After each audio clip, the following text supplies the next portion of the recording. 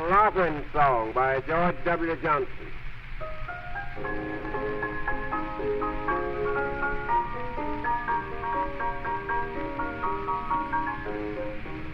As I was coming around the corner, I heard some people say, here comes the dandy darky, here he comes this way.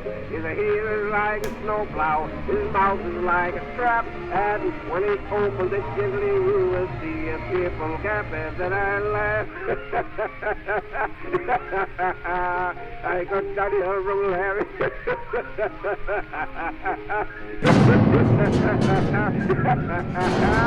I got Daddy from Larry.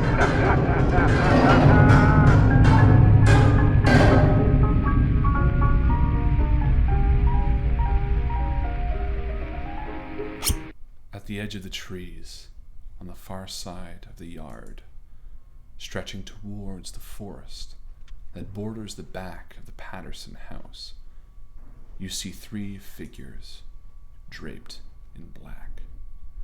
The tall, dark trunks behind them are bathed in darkness as thick, smoke-like fog pushes itself forward.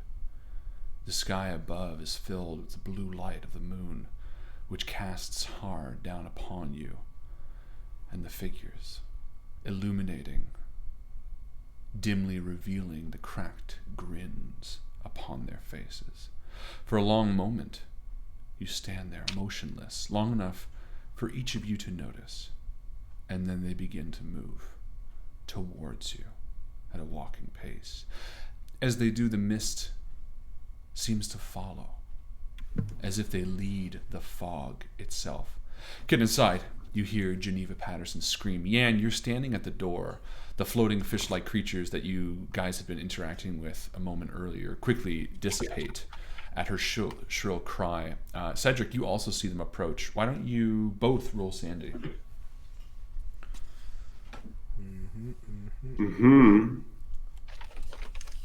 All right, let's... hard success. Nice. Extreme or something. Oh, fail. Perfect. Cedric, you snap out of it instantly.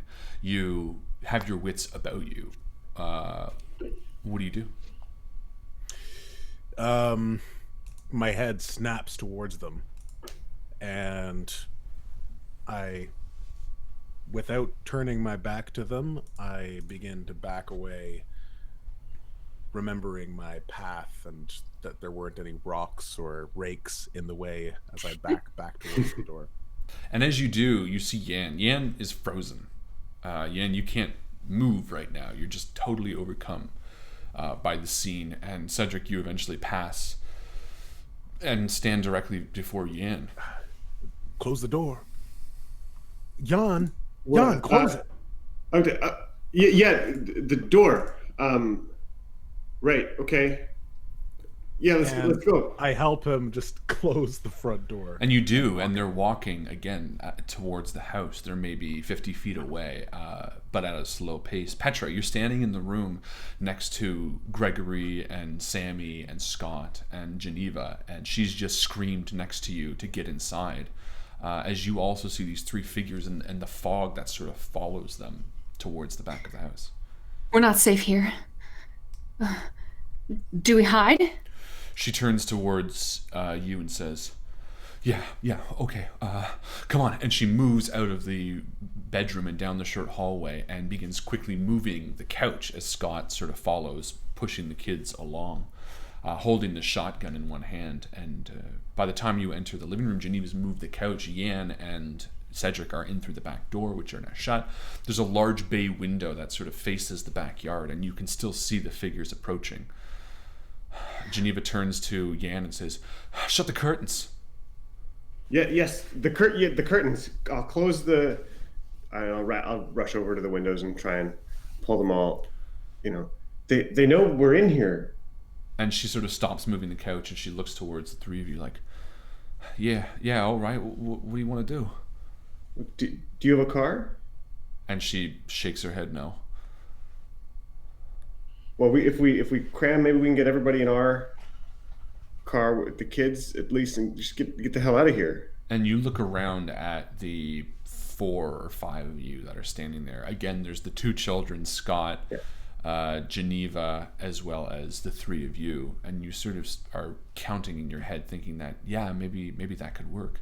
And as you do, you turn to the front door. Give me a roll for spot hidden. Sure. I'd love to. That is a success. Perfect. Yeah, you see through the same curtains that only sort of revealed a small slit when you were approaching the house, the small slit that revealed 2 people moving inside. You equally see someone move past the front door. There's someone up front too. Is it a grinner?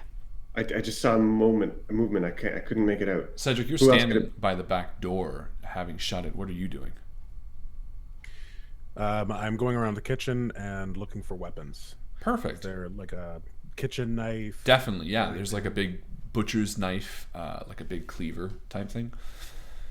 And Heft it. yeah. And begin backing into the main part of the house so I can be with everybody else. And as you do, you look through that kitchen window to see the 3 grinners in the backyard. Give me a spot hidden as well. Okay.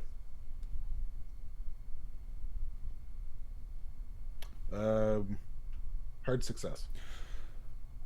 As you glance up through the window that faces the backyard, holding the butcher's knife, and you're about to back out of the room, you notice again that these 3 figures, each sort of distinct in their own way still, much like the grinners you encountered on the boat, they still have personalities to each of them. One sort of walks with a bit of a gait, like the other one is sort of just walking at a very comfortable pace, and the third sort of is almost like skipping a little bit.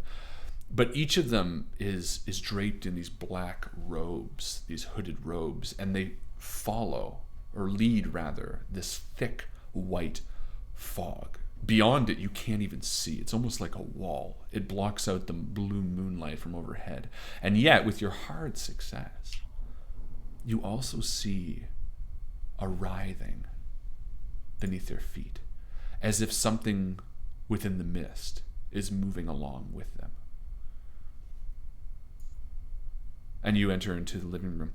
Panicked, Geneva turns to the 3 of you, and Scott is sort of holding the double-barrel shotgun, and he like turns towards Jan and Petra, and he's like, "What do you want me to do?" We have to act fast. We're not safe here. We either have to hide or leave now. Is there another way out of this house? And John, Geneva's you say like, there's someone at the front door? "No, there's the back door and there's the front door, and I mean we could go through some of the windows." And as she says that, you hear a smash in Gregory's bedroom from the side of the room that you were in only moments ago. And in the smash, Geneva screams again, but her scream is cut short by a knocking on the front door. A frantic Petra knock. runs to the front door and opens it. And you're greeted by a shotgun pointed to your face, and he quickly turns it away, and there's a youngish man standing there, beads of sweat on his forehead, and he's like, is Geneva here? And Geneva rushes past him and says, "Todd?" And he's like, yeah, come on. And looking past him, you see there is a pickup truck, like a large pickup truck, parked and idling out front, as the mist is also moving in towards around it. And he sort of looks past him and looks past her and all of you, and just as he does, you see one of the cultists enter from the hallway through the window that they had smashed, and the back door, you can hear the handle jiggling. Run. We Yeah. run. We go in the car and we drive away. Perfect. So you push out through the window. Everyone roll dexterity, or through the front door, I should say. I'm going to roll for Scott. Fail. That's a success. Ooh, Oh man, 99. I did an extreme success. Okay, well that's the order in which you guys go. So that was Petra, and then it's going to be Jan, and then it's going to be Cedric, and then, oh no, Scott critically failed, didn't he? Yeah. Okay. So Petra, you're out the door faster than Todd can turn around. He sort of spins. He's got like a poor boy cap on, and you're running across the lawn towards this pickup truck, I'm assuming? I sprint towards my car. Okay, the car perfect. that I was driving. And I get in the front seat and rev the engine. Okay. Come on! Yeah, so you climb in the front seat and you go to fire it up. You see Cedric run out the door and Yan right before him. Where are the kids at the moment? Geneva's sort of got them, and she's behind you. She's pushing them through. But as she does, Scott sort of stops at the doorway and turns around and unloads one of the shots at the grinner who had been walking through the back door. And give me a listen roll, Yan, because you're the last... or sorry, Cedric, I should say, because you're the farthest... Sure. You're the closest to the front of the house. You failed anyway. But give me a listen roll, Cedric. Okay. No, that's a fail. Fail? Okay. Yeah, Scott, you can hear Scott sort of murmur something or yell something as both shots fire out into the house. You see the flash through the front window and the open door. And then suddenly, as you're looking back over you, you see Scott sort of stumble forward with a large sort of gash across his chest area. We need that shotgun. Yeah, and before he can even give it to you, he crumbles in the front hallway, and one of the grinners steps out, ravenously smiling, the blood splattered on his own face, and he holds a large scythe. He's an older man with sort of gaunt cheeks that are cut as the grin is sort of attached to his face. The darkness of his eyes almost gives sort of a red appearance as the fog continues moving through the house and surrounds him. So Petra, you're in your car. Todd, Geneva, and the kids are running to the pickup truck, but they sort of stop and see you. Do you sort Both cars! Both of them! Okay, and they're going to give just a random, let's just call this 1 to 2 to the pickup, 3 to 4 to... So yeah, so they go to the pickup truck. And... Todd. What's that? Todd's pickup truck. Yes, Todd's pickup truck. But it looks like someone else is driving, and there are 2 other people actually in the back of the pickup truck. Do they have guns? Cedric and Yan, you don't know. You are running to your car, I'm assuming? Yes. Yeah. Perfect. And with that, Todd is sort of running back, and as he does, the fog is continually... He's sort of staying at the back, like, getting everyone else. Scott falls to his feet in front of him, and he sort of runs away, and let's just see how Todd does. Poor little boy. Todd is not the little boy. No, I'm just saying poor little guy. Sorry. Oh. It's confusing. I know. Yeah, he succeeds. So he stumbles for a little bit, but continues running towards the pickup truck at the end, which sort of idles, and it is blocking you in right now because it's sort of across the end of the driveway. As the fog is basically touching your car. And Okay, where's Jan and Cedric? They're getting in the car, I'm assuming? Yeah, diving in the car, well, as much as I can with the fucked up leg and the, all the other aches and pains, but getting in the car as fast as I can, shutting the door. Perfect. And Cedric is Googling what a 1920s pickup truck looked like. Well, technically, I guess cool. it'd be like more like well, it's not a flatbed, but it's like just a large loading truck. It's like a work truck. And actually, if you want to give me a spot hidden, because you're looking at the back, I'm assuming, Cedric? Yeah, I am. Yeah, give me a quick, I ain't never seen one of those before. quick old looky. Oh, they're cool. Oh, fuck yeah. That is a extreme success. Okay, so yeah, you don't just see a sigil on the side of it. You can actually read the words "Gray House and Mill." It's like a work truck. And as the three of you clamber into it, the pickup truck at the back is blocking the driveway. It's sort of a long driveway with a ridge of trees next to it. Sort of bushes that are stacked up high and trees on either side of it. As the fog is now basically touching the tip of your car, you still see Petra them like lays on the horn. Honk! yeah, and like Todd is like yeah, but they're like trying to get the kids in, and like Gregory is like crying and like screaming for Scott at the front door. And just as you do, a large spiderweb crack comes on your passenger window, and a face leans down. That same gaunt old man with the sort of reddish eyes is smiling, and with the bloody tip of his scythe, he begins tapping on the window, and he reels back and he goes to smash it. Petra quickly throws the car into reverse and tries to, I don't know. Perfect. There are like trees along either side of the driveway. Yeah, so basically, it's basically shitty ass driveway. I hate that driveway. It's funny because this is totally not even meant to fuck you up, because I had envisioned exactly this. Never thought in a million years it'd be necessary to draw it, but this makes total sense now. So I'm really glad. Not me. So there's like a ridge. So this is the driveway in and out. There's like a ridge of tall bushes here and tall bushes here that sort of conceals the front yard. So when you guys were driving in, you could see that there were like toys and stuff there. So here's the laneway with the line of trees, pickup truck, Petra's car, Grinner. Yeah. She's gonna drive this way into the yard. Okay, so yeah, you drive into the yard, and I will say this first off: he does succeed at smashing the windows. Glass splinters all over whoever's in the front seat. I'm assuming probably Jan, because you are the one with the bum leg, and Cedric probably would have given you the front seat, correct? I might have gotten in the back and Cedric in the front. You did the opposite, and then Cedric. Yeah. I guess it'd be your call. Did you go in the front or the back? I'm in the front. Perfect. Yeah.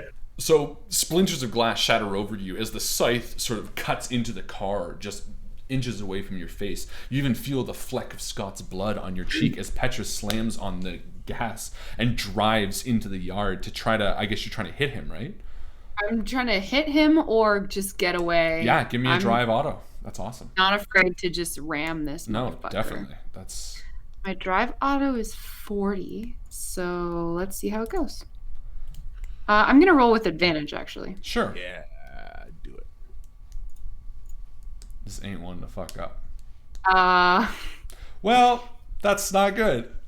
Oh, shit. So that's one of my XP from Bjorn. Thank you, Bjorn. Okay, so that's good, 75 and 75 for the podcast listeners. Oh, yes. Okay. Double 75. So here's what happens. You slam on the gas and turn tight, trying to crush this Grinner.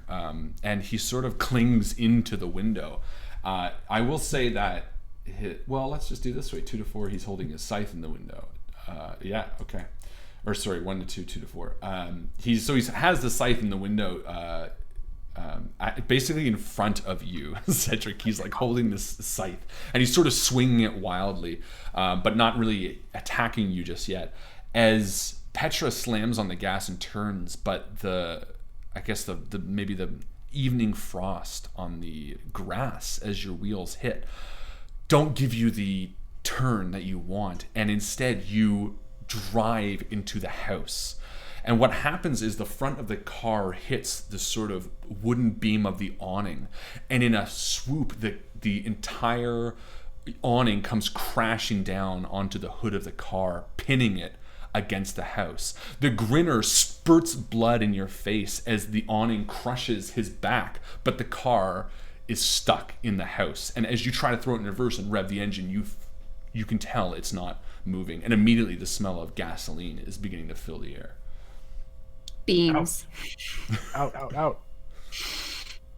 We jump out and we run away. Cedric is like the Grinner is like inches away from your face, Cedric, and he's like coughing and like laughing as he's like trying to move the thing, blood just spurting out from his mouth, and like his eyes are staring at you. Give me a sanity roll. As I'm oh, okay. Yeah. I guess this will determine my next line. If it's a joke line or not. I mean, you're watching a man with the most horrific face dying in front of you, and he's trying to kill you as well. That was a fail, but I'm going to use luck. I'm going to use 5 luck. Okay. To make it a success. Okay. I'm going to say you only take 1 point of sanity then. Okay.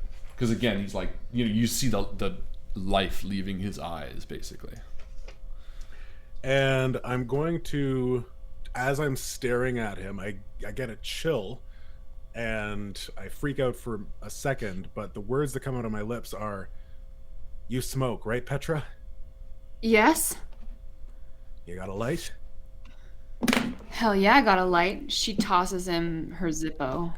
Okay, as you're clambering out of the car, I'm assuming? Yeah, she just like tosses it through the open window. Yeah. And I get out of the car, and I can smell the gasoline, and I look down and see the puddle. Okay. It's starting to form. Yeah, it is. But you're basically standing in the mist now, so give me a dexterity roll as you get out. The mist is sort of now encompassing your side of the car as well as the right side of the car, which is sort of Petra. If you're moving straight out, you're pretty much good, but Cedric, you're busy standing in it. Petra actually uses Yeah. just a second after she tosses the lighter to Cedric to like crank the door open of the back seat and puts her arms underneath Jan's armpits and just pulls him out of the car. Oh, thank you. Okay, And she's like, run! Yeah. No, that's perfect. So Petra, you're moving away from it. Cedric, you feel a knife drive through the side of your stomach. Give me a 1d6 damage roll. Oh. Yeah. Okay. Whoops. That is a 2. And what's your health at now? 13. Okay. Yeah, you can hear the splash of your own blood against the car and the floor beneath you as you see the face of the grinner next to you wheel back to take another swing at you. Do you want to try to dodge, to run, or Fight back? fight back? Okay. Yeah. I mean, because it's I'm calling this sort of like covered combat. Like, he can't really see you and you can't really see him. It won't be an advantage if you want to try to run. It will just be a dexterity like roll. Well, I'm gonna try to kick him back. Okay. Cedric likes fisticuffs. Who doesn't though? I do. All right, so give me a attack roll. That is a hard success. Perfect. Nice. And you hit him with the butchers. No, I'm just kicking him. Okay. Yeah, you feel the meat of your foot hit hard, squarely on his stomach. And with a oof, the figure falls back into the mist towards the direction of the house. And yeah, you're staying there with the lighter still. You can smell gasoline in the air. You can see Petra moving out of the mist with Jan. All right, and I'm going to start backing up. I'm going to flick the lighter and try to get it going. Yeah, give me a luck roll. I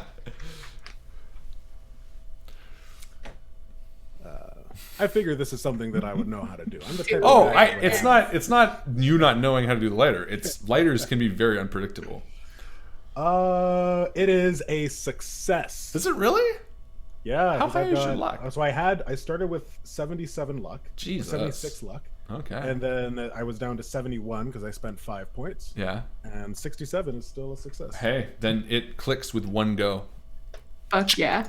And making sure that I'm well away from the gas fumes and the gasoline leaking on the ground, I toss it into the puddle of oil. Slow motion. Yeah, and the foom of it illuminates your face immediately, just in that feeling of being close to fire as you quickly turn on your heels and run. You hear the scream of the dying man trapped in the hood of the car as your vehicle goes up in flames, and as you move away from the mist, it sort of parts, and you see Petra helping Jan up into the back of this flatbed as she herself is climbing up. Todd is now in the front seat, and with Geneva, I should say, or no, probably Geneva and the kids are in the front seat, and Todd, the two other people, and Scott's dead, and then you three are in the sort of the back of the pickup truck, just as the mist is sort of reaching the bottom of the road, and you arrive at the pickup truck as well. I reach my hand out for Cedric to try and like yank him back in from where I'm sitting at the back of the pickup truck, and just make sure that we've got him at least, even if he's dragging behind as they start to drive away. And they do almost instantly, but he kind of with a skip and a hop, he jumps up and you help him.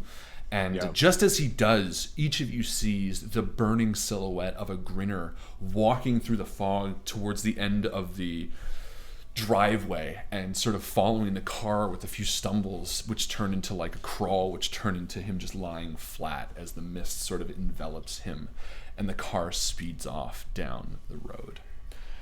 I'm picturing Yan sort of like lying stretched out like Ian Malcolm from Jurassic Park.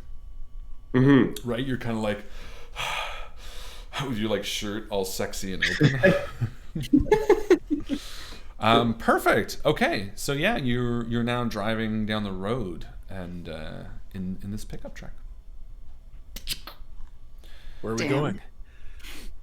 So I ask. To no one in yeah. particular. So it's pretty loud at first. Again, sitting in the back of the pickup truck, you see there are two other people. The fog is sort of enveloping both sides of the road, but the car is moving fast. The truck is moving fast. Quickly, it starts to part just a little bit, enough to see the sort of front of houses. And as they begin to fall out of sight themselves, they're replaced by trees. The dark, thick fog around the back of the pickup, which bumps and jostles, I should say, it sort of sits in ominous red hue. The red taillights of the truck bathe the dust and mist behind the car in an omnipresent glow that gives each of you sitting in the open air a sort of crimson glow about you. It's very offsetting. And as you look at the other two people that are back here with you, besides Todd, the first looks like an old man wrapped in a blanket. He's got thinning hair and his eyes are sort of scared. He's looking around nervously at the trees around him. He has a ghostly expression, and with the red hue on his face, the whites of his eyes look bright red. Beside him sits a dark-skinned woman with a black updo, and she's got sort of kind eyes. You can tell that they're both trying to hold on to pick up as it's like jostling. And slowly the truck turns off sort of this bumpy pavement road onto a dirt road, which is oddly more calm. And for the first time since, arriving at the house, really, or since, I guess, seeing the Grinners, you kind of breathe a moment of relief. Todd turns to you and says, "Oh, God, that was lucky. I'm sorry about your friend." You guys ever seen fog like that before? Is that? Everyone's sort of slowly. It's just unbelievable. And the old man sort of says, "We've had fog like that before, but never that thick." And the minute he speaks, the woman beside him is kind of like, "Hush, hush," trying to shush him. How did you know we were in trouble? Todd is probably an early 30s guy. He's wearing a well-worn jacket, a sort of a poor boy news cap. He's got a clean-shaven face and a collar done up with the top button. He puts the shotgun sort of down after taking out the cartridges and putting it in his pocket. And he wipes the sweat off his brow as the pickup sort of gets a little bit quieter. The freezing cold night air is sending chills up your spine. He says, "Well, it wasn't me. It was Victor there. Him and the other Greys there. They're going around trying to round people up because of what's going on." What do you mean, the Greys? Well, the Greys, his wife and her father. You know the Greys. They own half this town. I'm sorry, we're not from around here. Gray Hanlon Mills? He looks around at each of you. "Oh, no, Gray House and Mill. They own half the town." And give me a psychology roll. Who's this? Whoever.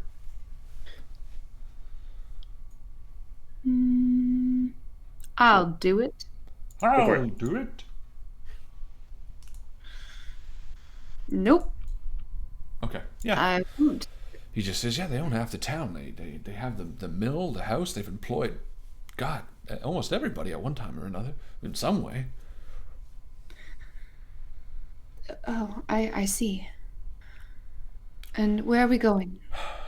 Well, back to their place. They're helping a bunch of people bringing them all together, making sure they're safe.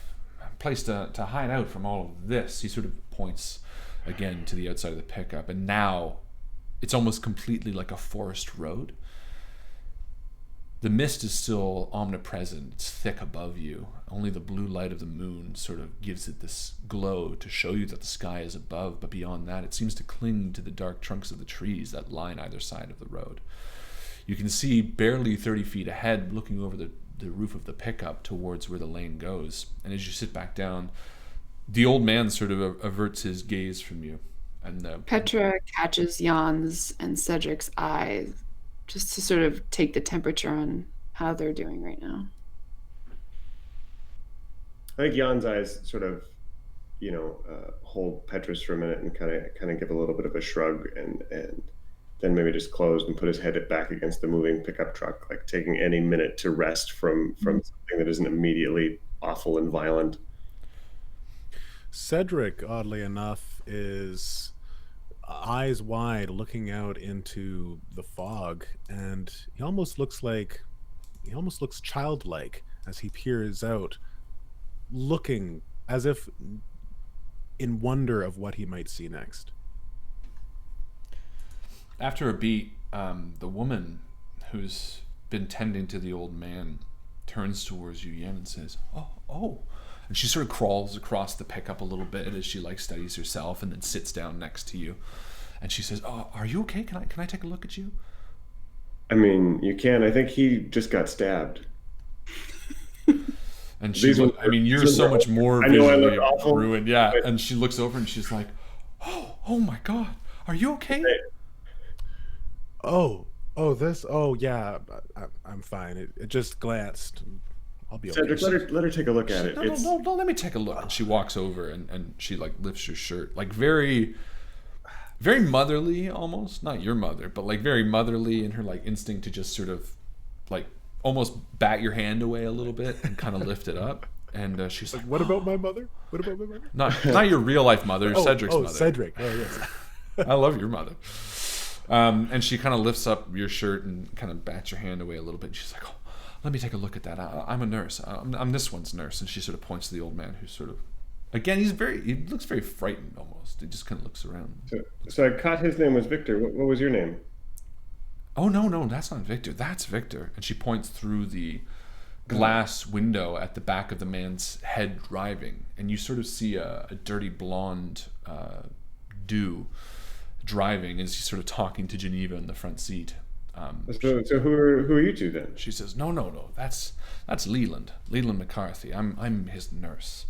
And she says, and I'm Claudia Morton. Pleased to meet you. And who might you be? Jan Cotton. We came in on the boat.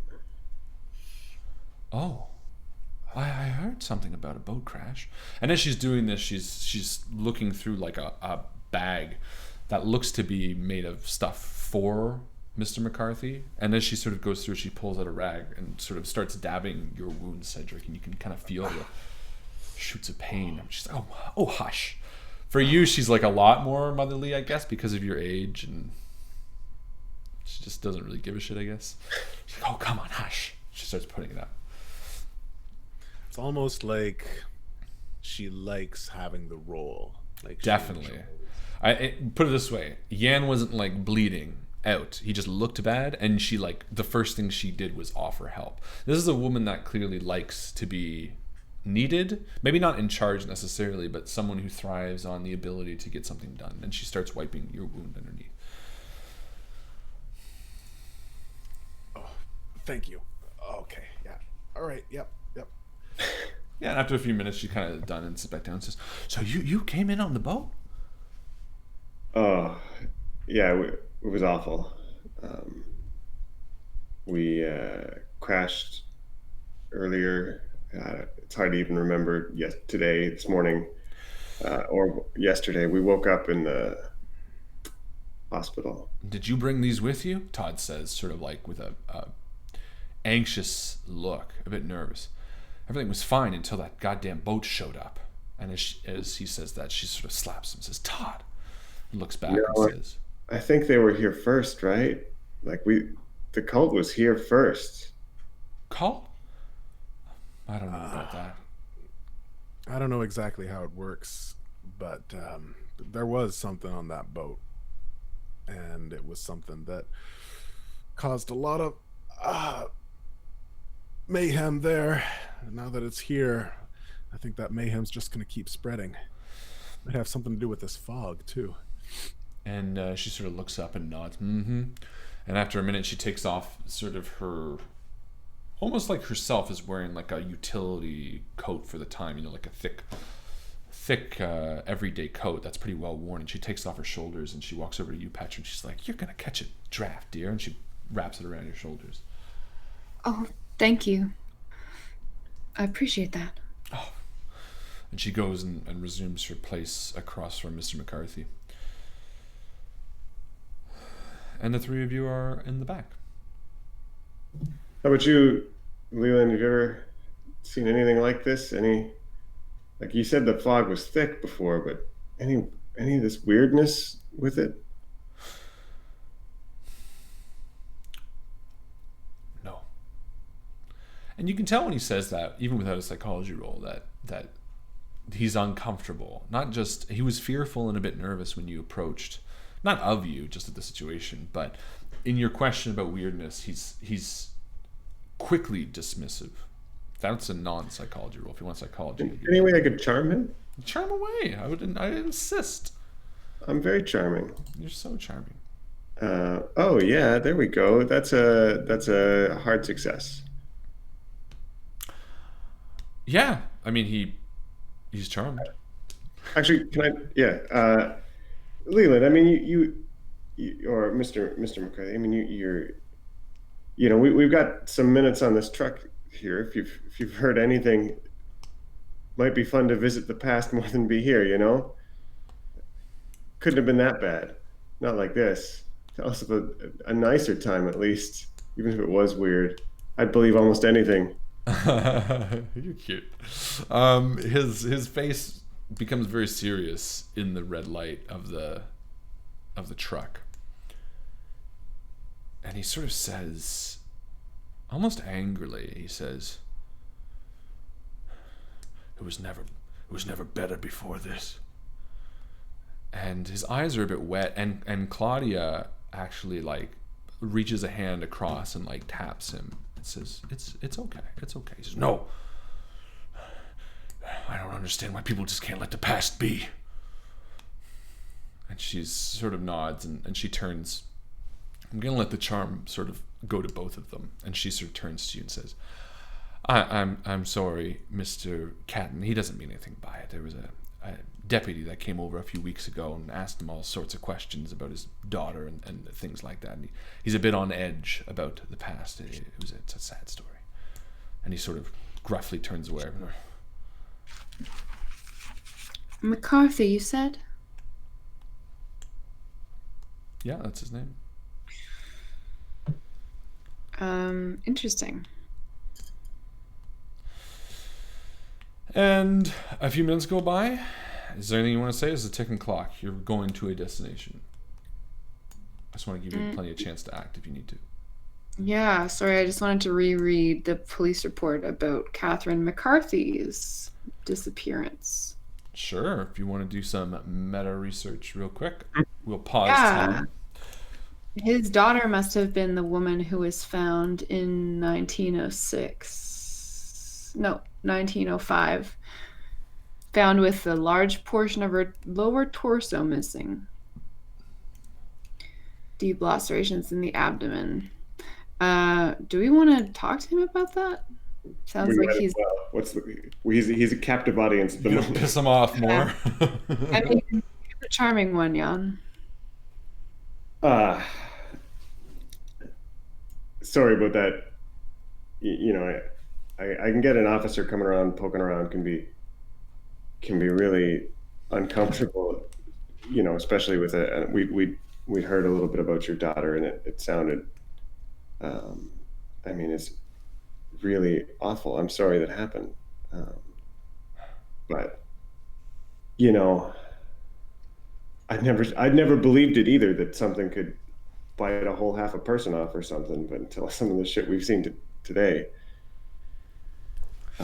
It didn't bite half a person off. And Claudia again sort of like taps his. I might just try and tap Claudia too, and just be like, just let him talk. Give him a moment. Don't and stop. And she kind of does this like, who do you think you are? But all right.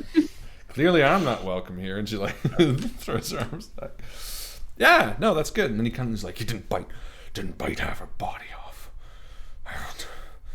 What do you, I don't, where? He's what getting happened all there? flustered.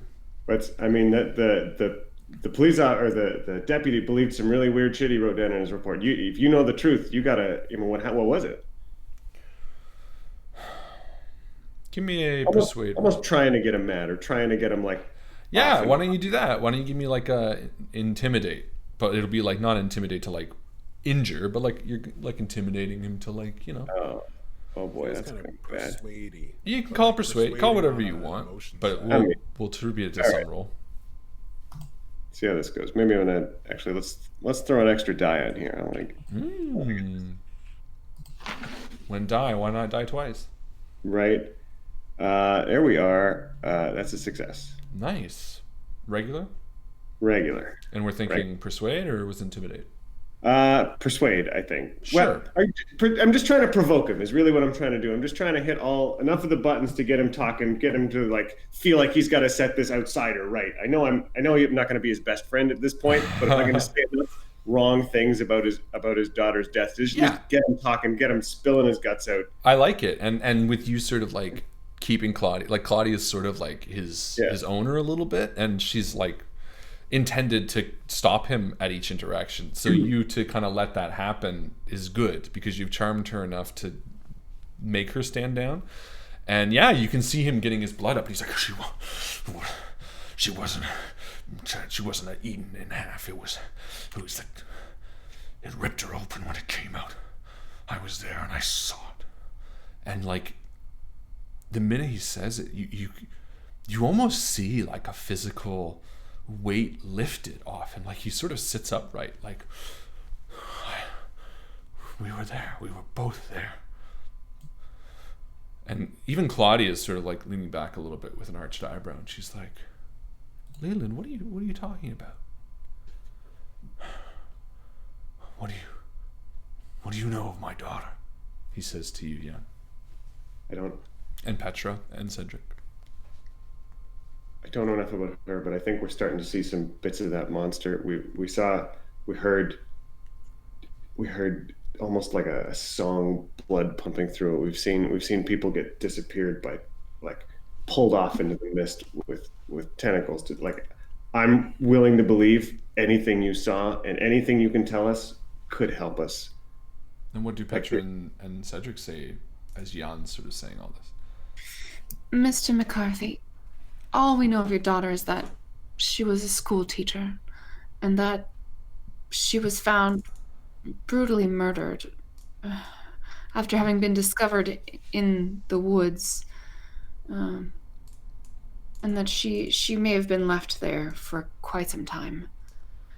Now, if you'd like to set the record straight about any of this, we feel like it might help us protect the residents of this town. You said you saw something. You were there. Cedric? What is Cedric doing in all this? Sorry, I didn't mean to cut you off. Cedric is listening raptly and is nodding along with what's being said. Nodding between everybody. And he sort of shares a look between the three of you and to Claudia, sort of a long-kept secret. And something about being provoked that made him stumble, but more so the scene around, this fog, these creatures that he himself has obviously seen by the fearful nature in his eyes. He sort of starts talking, and he says, "She disappeared in April, but she came home in January. It was the middle of the night. She burst in, woke up me and my wife, mud-covered, tattered clothing. She'd been gone for almost a year. We thought she was dead. The police told us she was most likely dead, but there she was, standing in the moonlight in our home. the home she was born in, alive and pregnant. Her belly was ready to burst. She was as pregnant as one could be. She said that people had taken her, forced her, tortured her, that something put itself upon her. She said that they wanted her to carry its child. The baby was to be... We wanted to get help, but she said no. She said that no one could be trusted, that people were there, that they did nothing, that the town knew. And as he says this, Claudius sort of reaches a hand across, and he sort of like bats it away. He says, no, that the town knew, and that she had to escape from them. She said that there were people that wanted her baby. Mother and I, we decided that she needed help. We called an old friend of ours, a trusted man who had retired from the medical profession, Earl Larson. The night she gave birth, we headed to his fishing cabin in the woods deep in the swamp north of the city. She didn't want to leave the house, but she was in so much pain, and we didn't know what to do. He was an old friend. We got there, and the snow started. He tried his best, but she died before the baby was born. The thing it didn't want to come out. And then, after she had perished, it did come out. It broke through her stomach, cutting away the tight flesh. It spilled her insides. He says, his eyes now tearing. The thing was a horrific creature. Its dark flesh, rot-like, hung from its bony body, its vacant, alien-like eyes, frantically searching the room. It was a wretched creature. My wife's mind broke that night. She lost her daughter and grandchild in one night, and that creature that emerged was not of this world. We ran from the fishing cabin. Earl, being the calm man he was, said he would deal with the creature and dispose of Catherine's body. He told us to go home. He said he'd never mention it or what had happened. She was found a month later at Percy Graves' property. We hadn't heard anything from Earl, and when they came by, we pretended the whole night never happened. My wife took her own life afterwards, and I've tried many times myself. And Claudia's sort of sitting back, just listening, herself now, like her hand cusped to her mouth, and she's teary herself. Earl got in an accident while fishing the week after and drowned. And I don't know what came of my grandchild. Maybe it's still in the cabin. And he sort of sits back down, exhausted at talking almost. And Claudia is like, Is that true, Leland? Are you making up lies? That can't be true. And she turns to you three and says, that can't be true. That doesn't make sense. And I'm Todd's so sorry. sort of just sitting there like, That's awful. Your daughter, did she name any of the people responsible?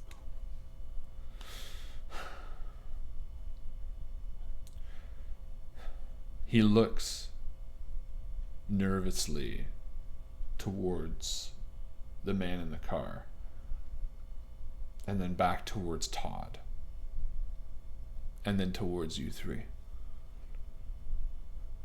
No.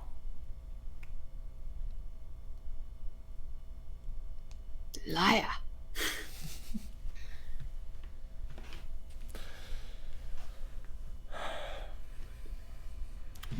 Thank you, Leland. That's awful. I'm so sorry that happened.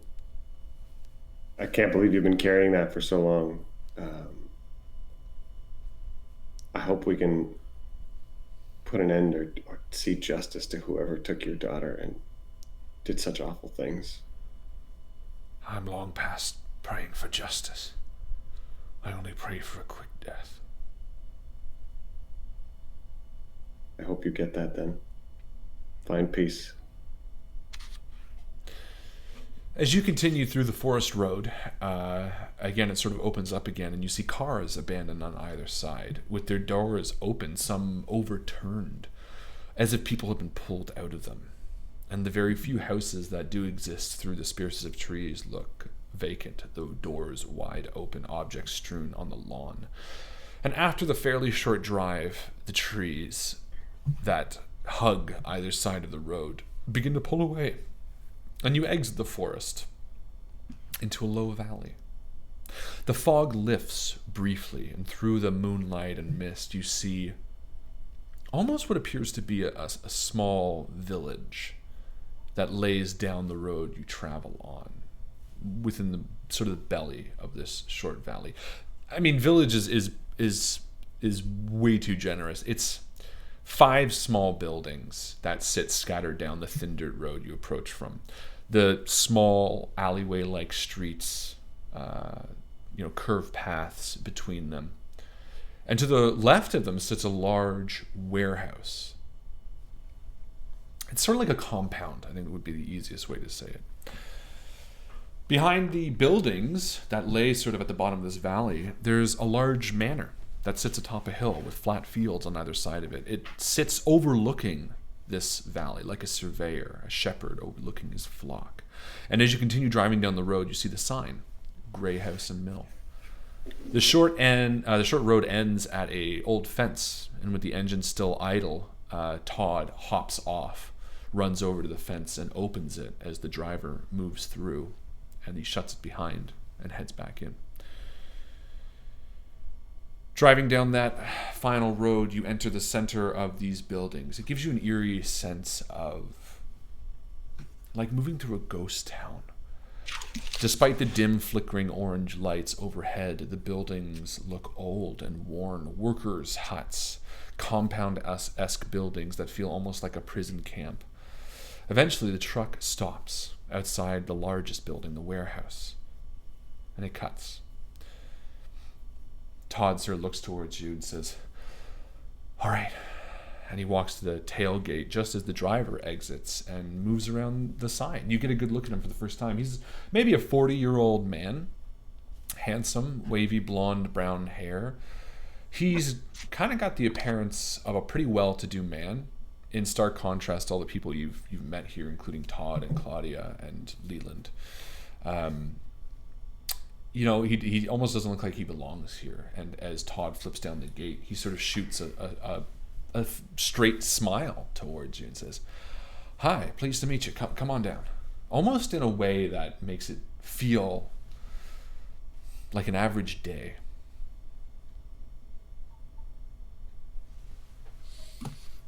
Weird. Yeah, that strikes me as odd. And I'm just going to... Kill him? I mean, I guess I'll do I'll just kill him. I'll do a psychology roll. Yeah, let's do it. I mean... Just before you get him with the butcher knife, may as well. Yeah. Whoa! That's actually a success. Dead to rights. An extreme success. Yeah, you can tell everything about this person, psychology-wise. I mean... Cultist? No. I mean, I don't know. You wouldn't know, but I mean, put it this way: I will tell you everything. Is there anything? Do I get the sense that he's trying to hide something from us? I will tell you everything that you get a read on from him. First and foremost, yeah, he seems genuine. He has this sort of air of disassociativeness, almost like he's there. He understands the terror, but maybe you expect it to be the way he is coping with all this. Almost, he's not pleasant. He's not like, "How do you do?" But he's like, "Pleased to meet you." He seems genuine. He also seems a bit proud of having you people here. Like he did good work, which he did. I mean, there's an old man and a nurse and a worker and a woman and 2 children, and he was just been speaking with Geneva in the front for the last 10 minutes or so. So you kind of get the sense of pride a little bit. You also get the sense, as you sort of aptly could tell from him, that he's not from this area. His accent immediately strikes you as more of a city accent than a country accent. And his suit itself is sort of a more leisurely suit as opposed to like a worker's suit, like a business suit of sorts. And he outstretches a sort of well-manicured hand towards you. And I take it and say, pleased to meet you. Cedric. Victor Myers. I'm glad we found you when we did. Appreciate it, I say as I step down. And he helps you down and he reaches for you, Petra. Did you say Myers? Myers. Myers. Pleasure to meet you. Pleasure's mine, he says charmingly. And then Yan, he sort of scoops himself under your arm a little bit as he helps you down. Well, thank you. No, of course. What happened to you? You look like you've been through the muck. Pitchfork. Well, that'll do it. Right? It's been a hell of a day. You're telling me. And he turns Pitchfork. What you got? He's like, touche. And he turns to Leland, McCarthy, and Claudia and helps the old man down as the three of you stand outside a building that's dimly lit, the yellow light sort of below you. Todd moves a little bit ahead and sort of beckons you inside as Victor helps down the other two, and Geneva rounds the car with the two boys. All right, where are we?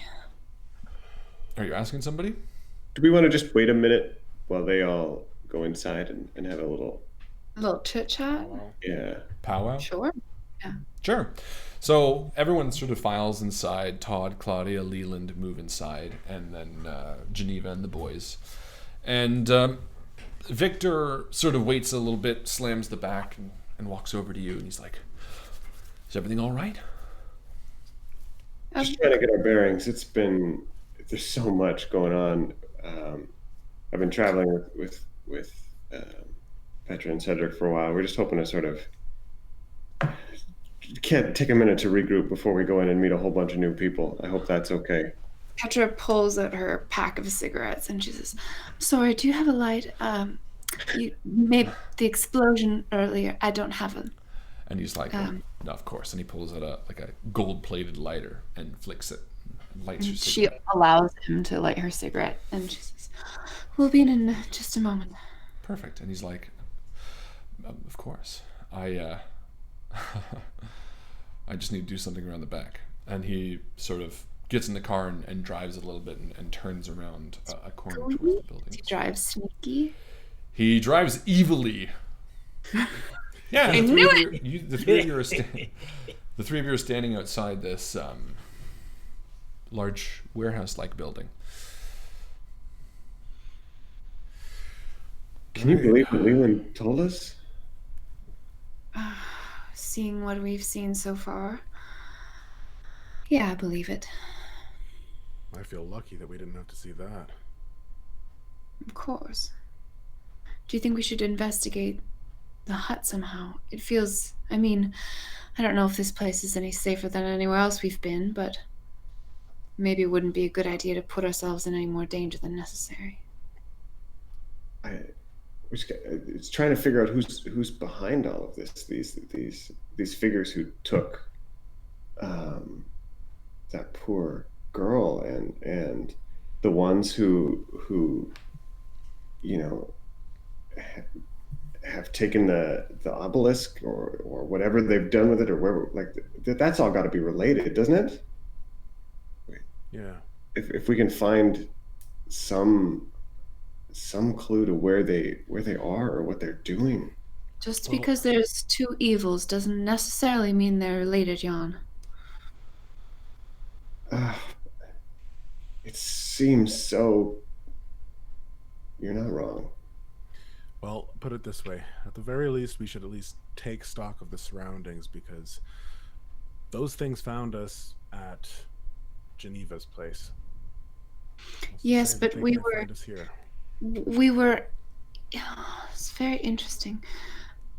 I was just starting to put it together when we went into the house that we were in the same location as was written about in the lamplighter. It can't be a coincidence that the terrible beast, I forget the specifics, but that was the same area of the forest that Geneva's house was.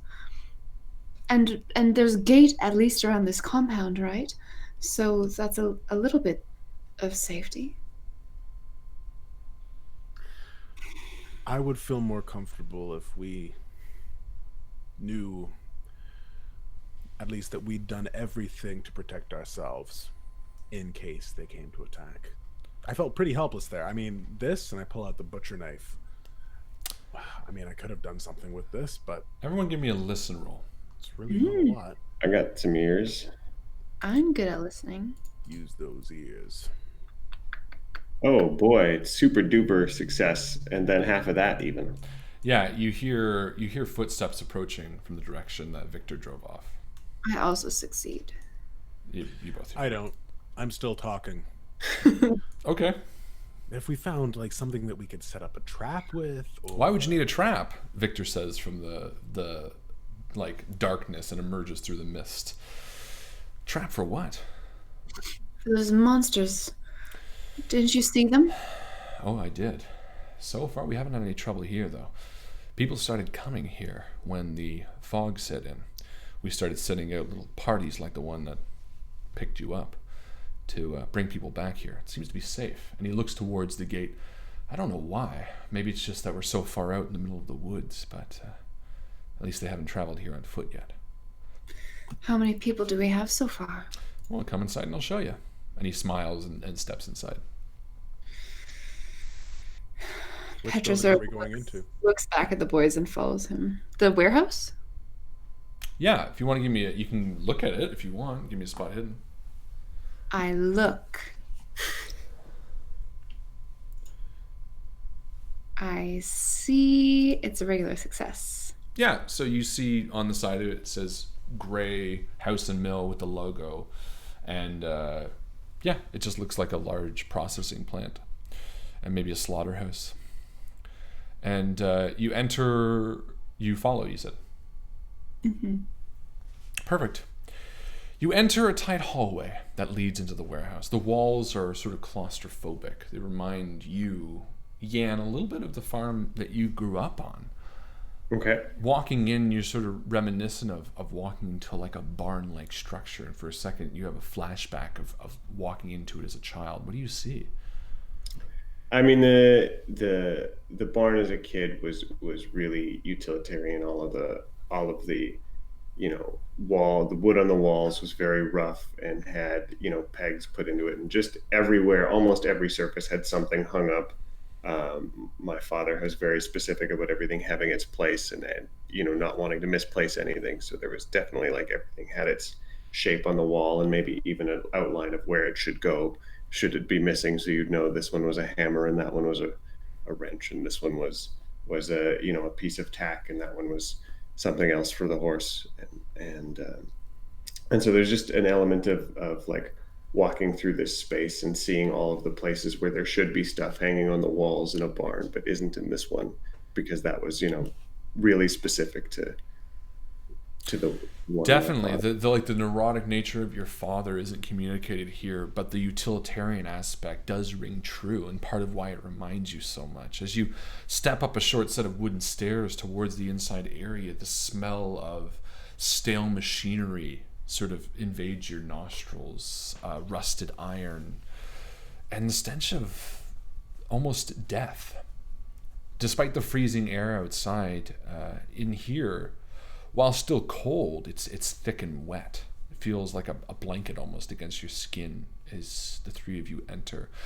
The large, dimly lit landing that you enter in has a number of people in it. Some lying on, makeshift cots against the wall, others sitting directly on the floor. The wall to your left stretches out the width of the building and has a cutout sort of revealing a workroom behind it. To the right of you, fades off into darkness, into the whole bulk of the work floor of what you now can tell is a slaughterhouse. The few lights that illuminate this lobby work area disappear within the building. There's basically an edge to this light, and the vacant floor of that work floor beyond is lost beneath the wooden platform that you stand on. Looking up, you notice a high peaked roof, which gives the building almost a cathedral-like quality. Just on the edge of this main work floor that leads to darkness, you see the heavy metal cogs, blood-stained chains. Beyond, where just the last bit of light can touch, you see pens, butcher's blocks, large machines capable of grinding entire animals alive, and deep red stains on the soft wooden floor that fade off to the dirt beyond. Victor guides you in and gestures to the other people who are sort of just sitting around. And before he can really talk, a man walks up to you on the arm of Claudia. And she says, "Oh, him, can you look at him?" And the man's like, yeah. And Victor says, well, good a place to start as any. This is Dr. And the doctor says, Cunningham. Yes, this is Dr. Cunningham.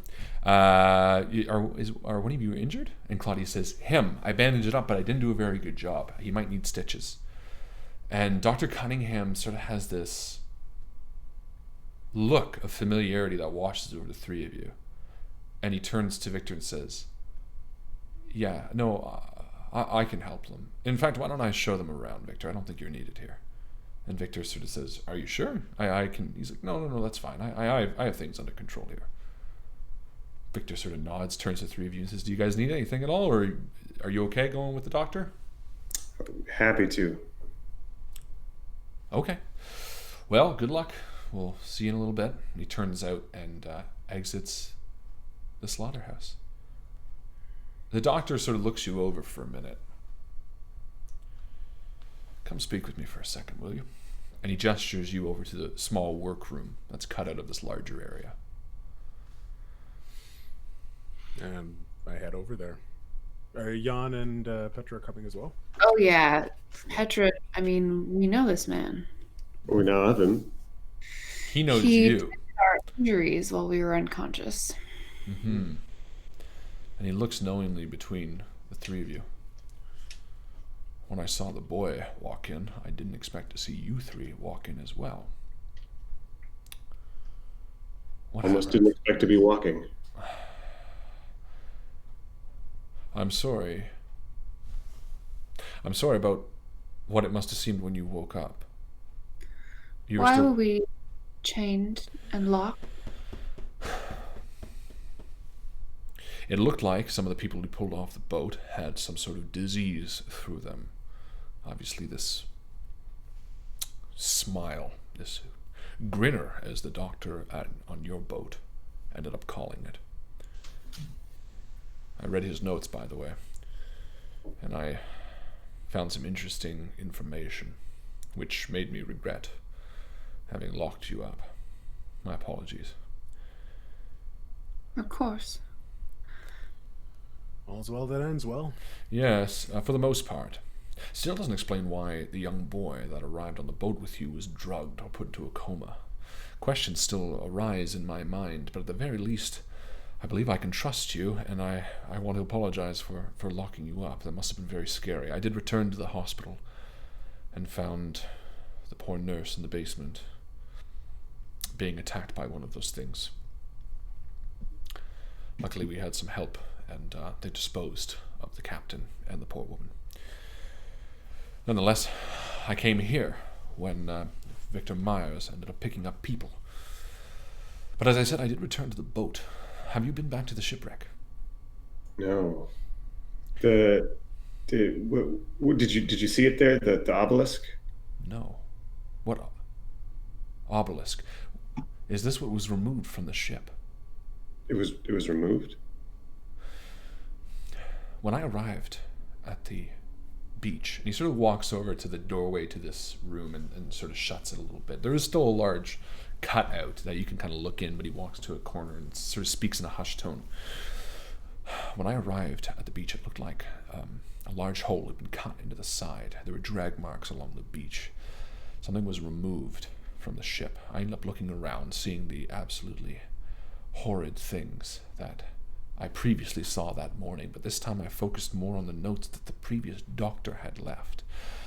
And it's there I discovered exactly what happened to this boy, and the story of this Velnik and the Osiris that had landed and stopped your ship on its cruise. I still haven't quite understood exactly what happened beyond that, but I took it upon myself to head up the road to the farm opposite, Warren Smith's, and spoke to him, but he didn't offer much. That's as far as I got. He and I returned back to town.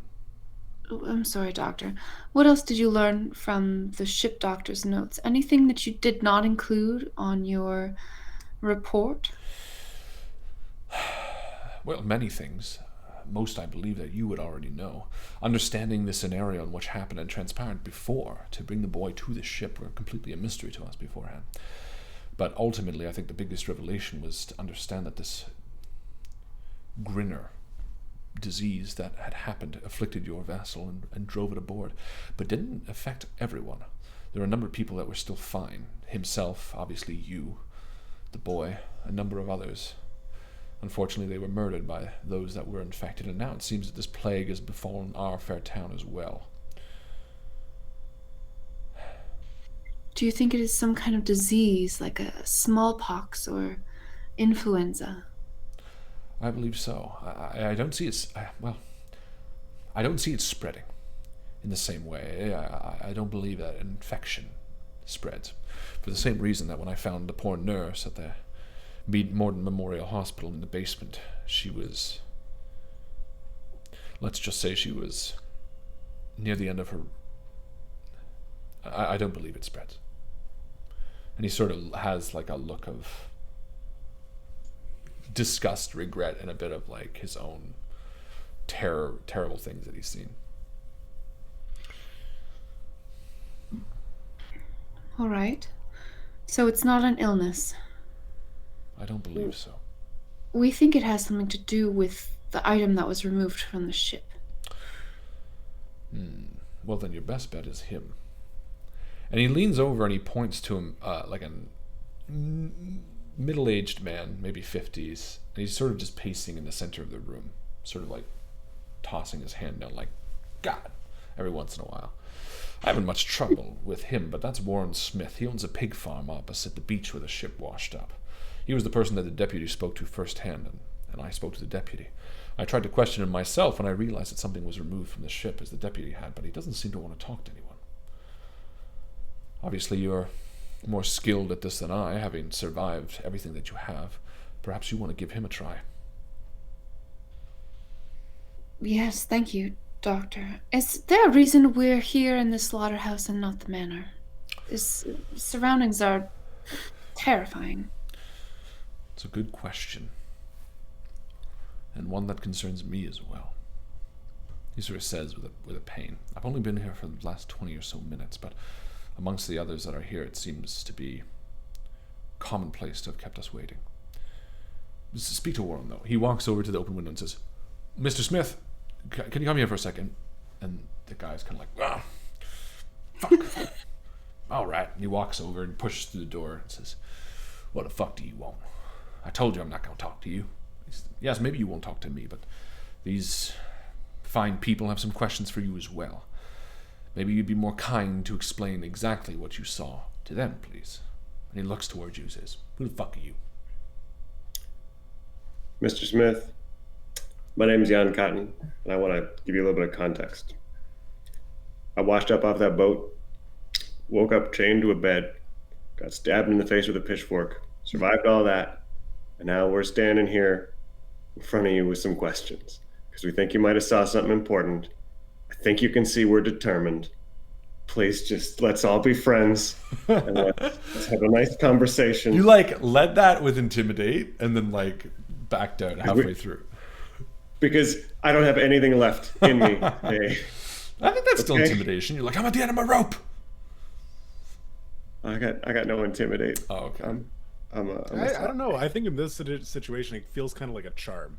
Really? Yeah, I got a charm vibe from to be like, I don't got anything. I've been through everything. You're appealing to his coarser nature. Okay. Yeah. Okay. He told me to fuck off. I just want him to know the level of fuck off I'm starting. No, you fuck off. Well, if you're going with charm, I would say more like using that same logic, but in a way. No, I think you have it. But I think you got to say what you just said in a way that's more, hey, I'm tough too type thing. Because it sounded more like, to me, I took it as listen, don't fuck with me. Let me follow it up with, so What's his name again? I lost it. Warren Smith. Mr. Smith, I believe, given where this ship landed in your front yard, you must have had a hell of a day too. You seemed a little short-tempered when you got in here. Completely fucking understandable if you ask me. And then this doctor comes around, even asked questions by police. Fuck all of the authority. We're not authority. We're just people trying to survive this fucking day. And we think you might know something that's going to help us all out, man. So just, the two of us, I don't know if you were ever across the pond there, but the two of us in the trenches, we gotta share what we know so we can get this, figure out what the fuck's going on. Hey, I like that, and I'm going to give you advantage for the background, because you're bringing in your war background, which is so true, because he almost definitely might have, definitely fought.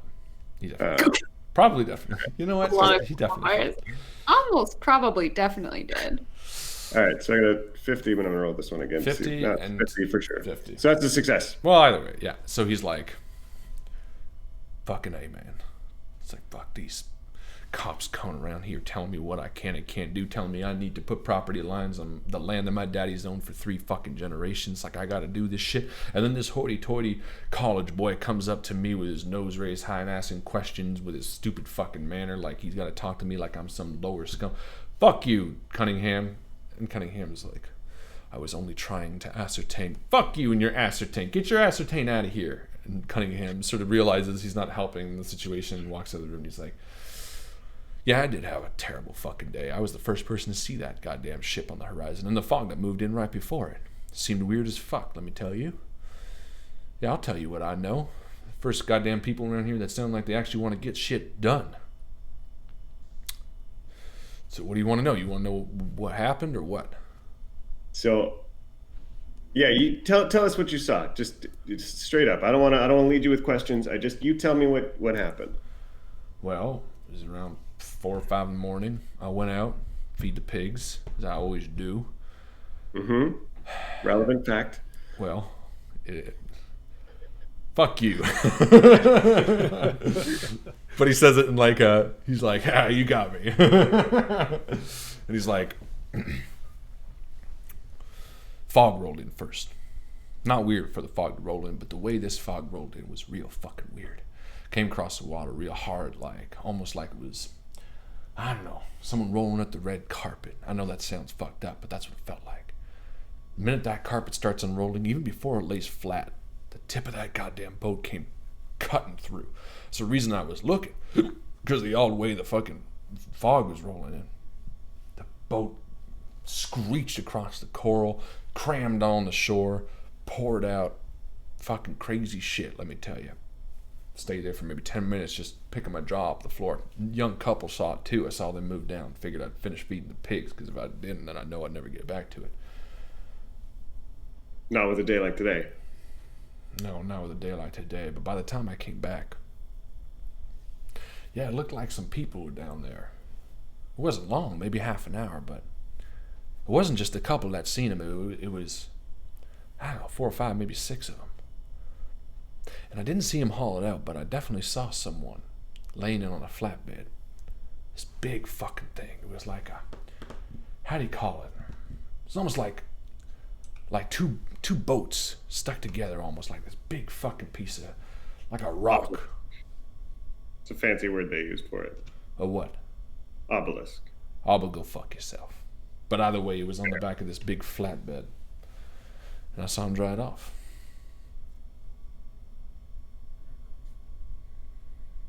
Did you see did you see who they were? Anything about them? Did you recognize any of them? The couple, did you recognize any of them? Yeah, I think the guy driving was it was definitely Victor Myers, for sure. No shit. Okay. Fair. Yep, it's totally that fucking guy. Fuck him.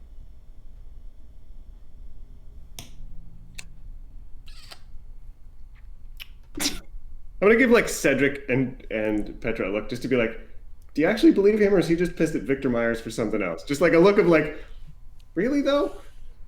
Nice shrug. Can I roll psychology on this dude? Absolutely. You can roll with advantage if you want to spend some of your exp. I didn't do You it. can spend it after the fact. Sorry? Yeah, you can spend it after the fact if you want.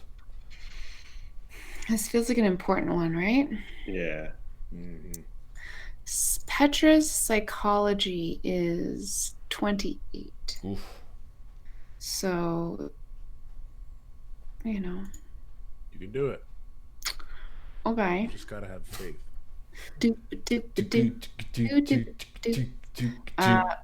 Okay, so I'll roll again, I guess. Yeah, just another. It's a 7 is your second number. Just roll another 10. Oh. Fuck I it, got we'll count that.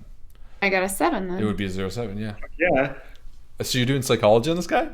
Thank you, Carlin. Well, thank you, Carlin.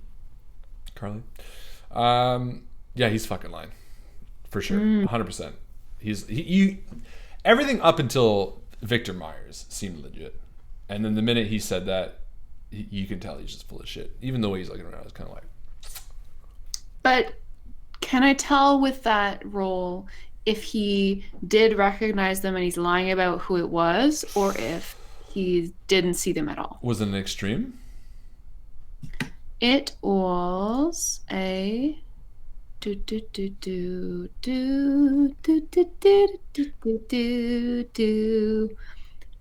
it's a hard success. Hard, I will say that you get the vibe that he saw the person, maybe, but he definitely didn't recognize the person. Like, there's truth to him being like, yeah, I saw him. Not truth to him being like, Victor Myers, of course. Does this guy strike me, one final question, does this guy strike me as the kind of dude who would, like, know everyone around town to see him? Because Leary's not a big place, No. but he is, like, a farmer, right? Yeah. So maybe he doesn't come into town often, keeps to himself. Yes, except the opposite. He seems like the kind of guy who's like, fuck all that city shit. Like, he probably has, like, 2 really loyal friends, but he seems like he's really not much of wanting to be a part of any sort of town. Okay. So Petra just kind of raises a slim eyebrow at Jan. Yeah, I think Jan just sort of nods and is like, hell of a day, though, man. Thank you for talking to us. Hey, but you're going to do something about Victor Myers, right? That fucking guy stole that big rock thing. Well, listen. What else you got against Victor? What do you mean I got against Victor? I don't got shit against Victor. Okay. Are you intimidating, persuading? You can do whatever you want. You have to understand, Mr. Smith, it appears that right now we have bigger things to worry about. Yeah, like the real fucking shit that's going on in this goddamn town. Of course. You can see the state of my companions here. We have absolutely dealt with... No, not all that shit. I'm talking about the thing. What? I'm sorry? The fucking thing in the swamp. Oh, yeah. That fucking thing. No, No, for real. It was in the city earlier. I heard it. No, it's not that Listen, this whole fog shit, this mist shit, these little scriggly things running in the woods, they're fucking whatever. That's not it. This thing in the swamp, that's a totally different story. You know, this place, this red marshes, this is all fucking done up for the tourists, for the people that came in to look at those ruins up in the swamp. That's why they called it the red fucking marshes. Only generations and generations ago do they know what it's really called. It's fucking called the Lodge Key. All this area, Lodge Key. That's what it used to be called. That's what the settlers called it way back when. The Lodge Key? Yeah, Lodge Key. That's what we used to call it. It's an old name.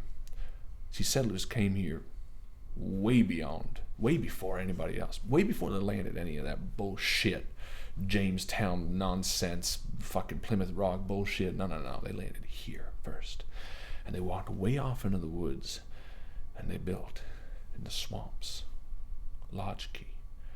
My daddy told me, his daddy told him, his daddy told him, all that stuff. And the thing is, aside from all this smiling, creepy shit that everyone out there is spouting, aside from all these tentacles in the mist, that's nonsense.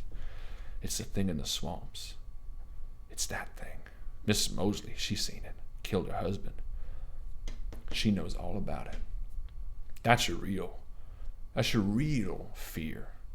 You don't need to worry about none of this nonsense. It's all about that thing. The wretch, she calls it. Wretched creature.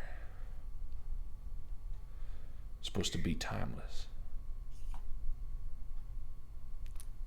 Oh, well, thank you very much for your information. Yeah. Good luck. And he walks out of the room, leaving the three of you alone for a moment. Oh, dang. And we're going to stop there for the mid-game post, except my INVICTUS is acting all funny.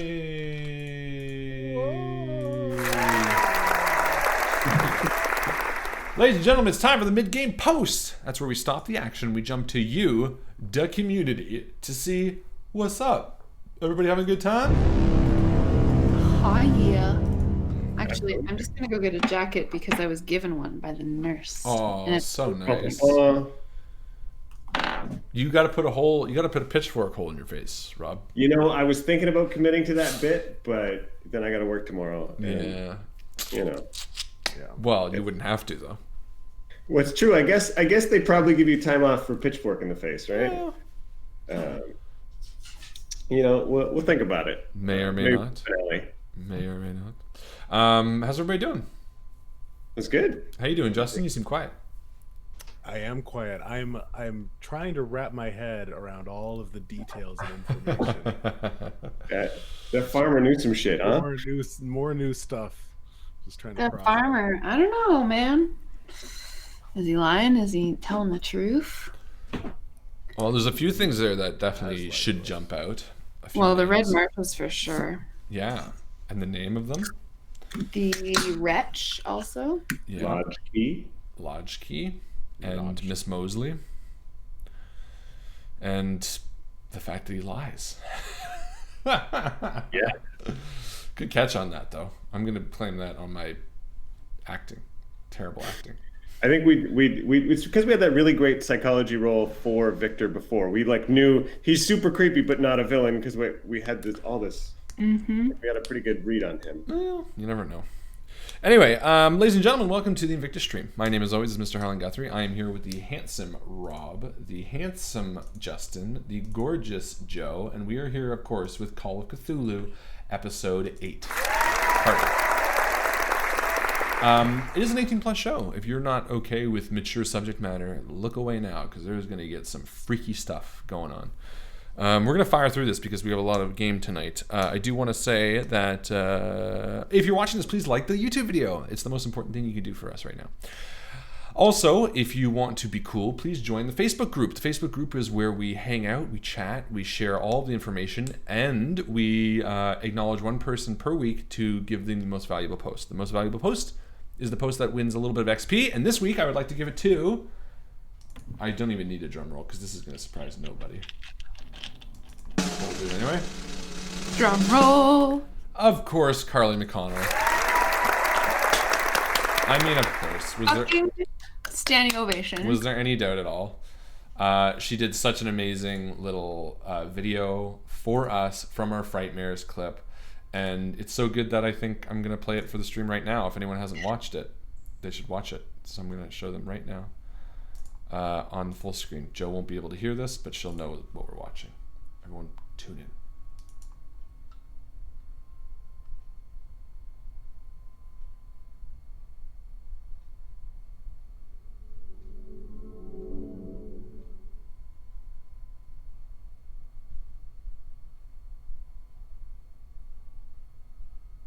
But we're gonna keep pushing on, because we trust Amanda. Keep making that face, Thomas.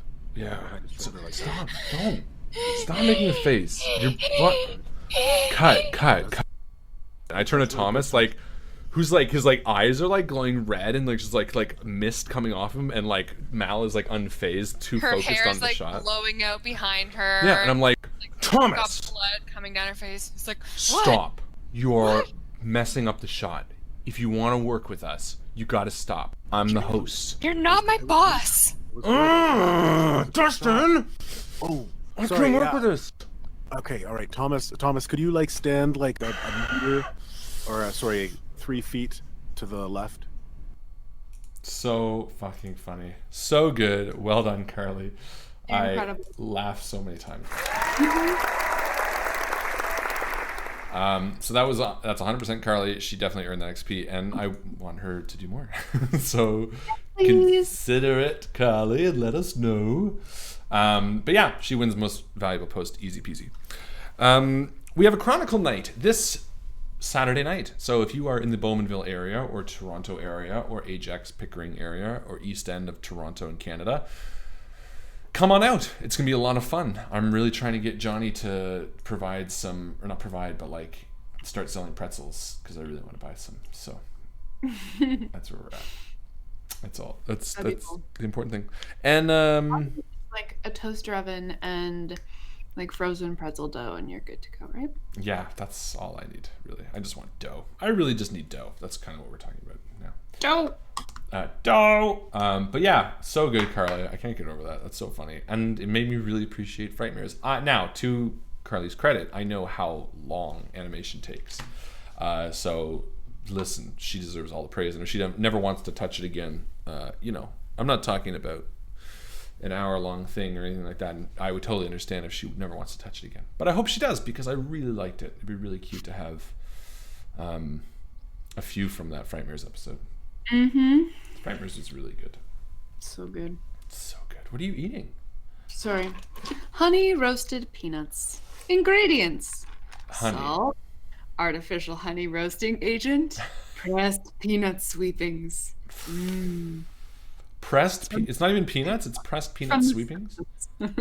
Is it really? Yeah, that was a Homer Simpson quote. Oh, I didn't know that. You're cooler That's than my me. favorite. Salt. The first ingredient is salt.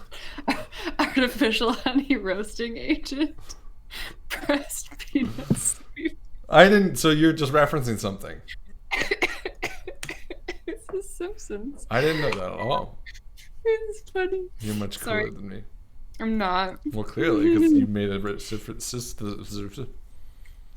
I'm gonna get And it. then Marge comes in and she's like, Homer, I'm about to go pick up something for dinner. And he goes, steak? She's like, money's too tight for steak. Like, steak? Yeah, sure, steak. Anyway. You're so funny.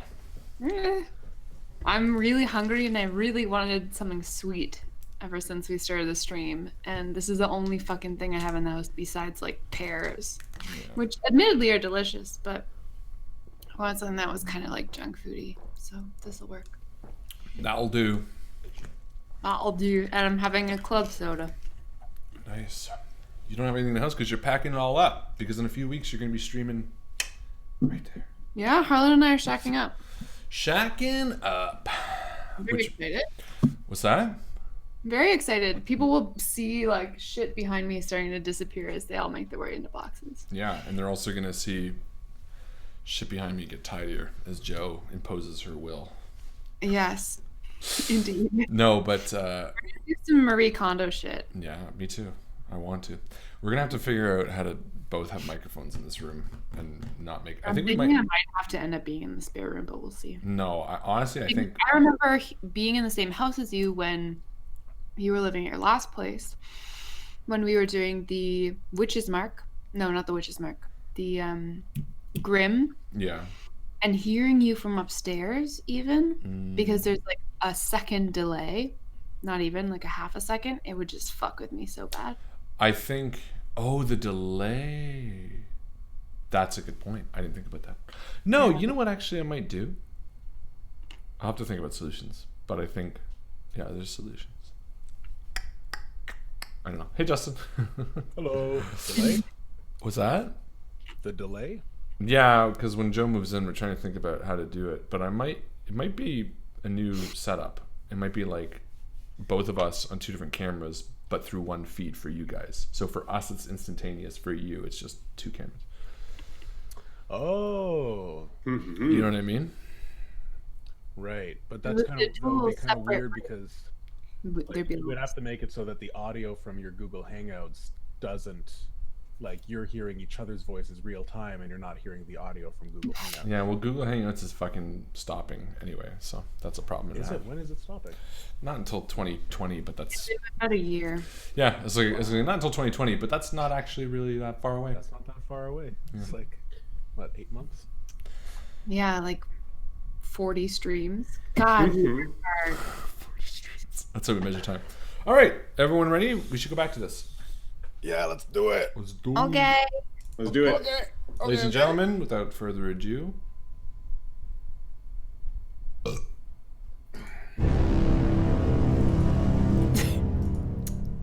you exit the small workroom to see the other people. You sort of scan to see all of the occupants besides Dr. Cunningham and Warren Smith, who have now exited the workroom as well. You see an older man next to a small heater wrapped in a blanket. He kicks it with his boot, desperately trying to get it to work. He sits on a cot and sort of shivers. Next to him, you see a young woman, her late 30s, sort of pacing at the window, smoking a cigarette.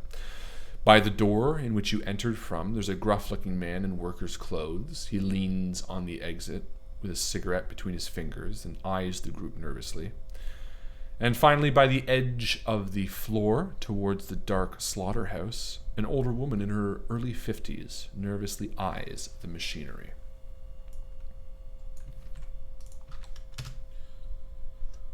Well, might as well get to know the people. Yeah.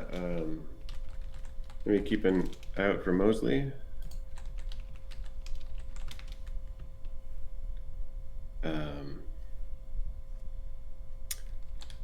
Yeah, so I think this heater sounds like a good idea to Jan. Even if it's not working, it seems like a place he might be able to sit down for a minute and like kick it with this person. And... I'll kick it too. Good at like electrical repair, right? That's true. I actually am good at that. Yeah, maybe I'll walk over to the heater and just kick it, but like look at it and see if there's something obviously wrong I can fix about it. Okay, so yeah, you walk over and you see the old man sitting on a cot. He's wrapped in a blanket, kicking this heater. Sort of just looks up to you. A little chilly, eh? Yeah, let me see if I can get this going. I'm gonna give it a shot. Sure, give me a mech rep. How about electrical repair? Elect rep? Okay, we'll call it. I like mechanical repair way better. I'm better at it. Mech rep. Sounds like a McDonald's rap. You know what? That is a hard success. What? No, sorry, it's not. It's a regular success. I was looking at. Listen. Yo, what's the shit? You're lucky. Yeah. This guy was gonna just kick your ass. Well, he looked fine. Yeah. So you bend down. Tell me how you repair this thing. I mean, it's Step by step. mechanical repair, so it's a gas-fired heater. So he's can't get the so I fool around with the valve a little bit. There's a little bit of rust up in there. I sort of open and close it a couple of times. I get the pilot light going, get the heater on, get it sort of throwing a little flame back up against the shield. Clearly kicking it was never going to work. This guy's not much of a repairman. But now that I got it going, turn up the, there is a little electric fan on it. Get that fan going. And he's sort of a little bit of heat. Oh, it kind of holds it. Well done. Thank you. I was worried that kicking it wouldn't work. Is there a space to sit down there beside you? I could get a load off this leg. Oh, of course. And he moves over a little bit and he says, Percy Graves is the name. And he holds out sort of a cold Jan hand. Cotton. Nice to meet you. And who are your friends? That's Petra and Cedric. You immediately get the vibe of like a kindly old guy. He's got a big, thick, heavy beard, and he sort of chews his gums a lot. One of those, man. What brings you here? Trying to get out of the fog as well? Well, trying to avoid the things in it more than the fog itself, right? Yeah. Did you see anything out there? I've seen a lot of things out there. Yeah, me too today.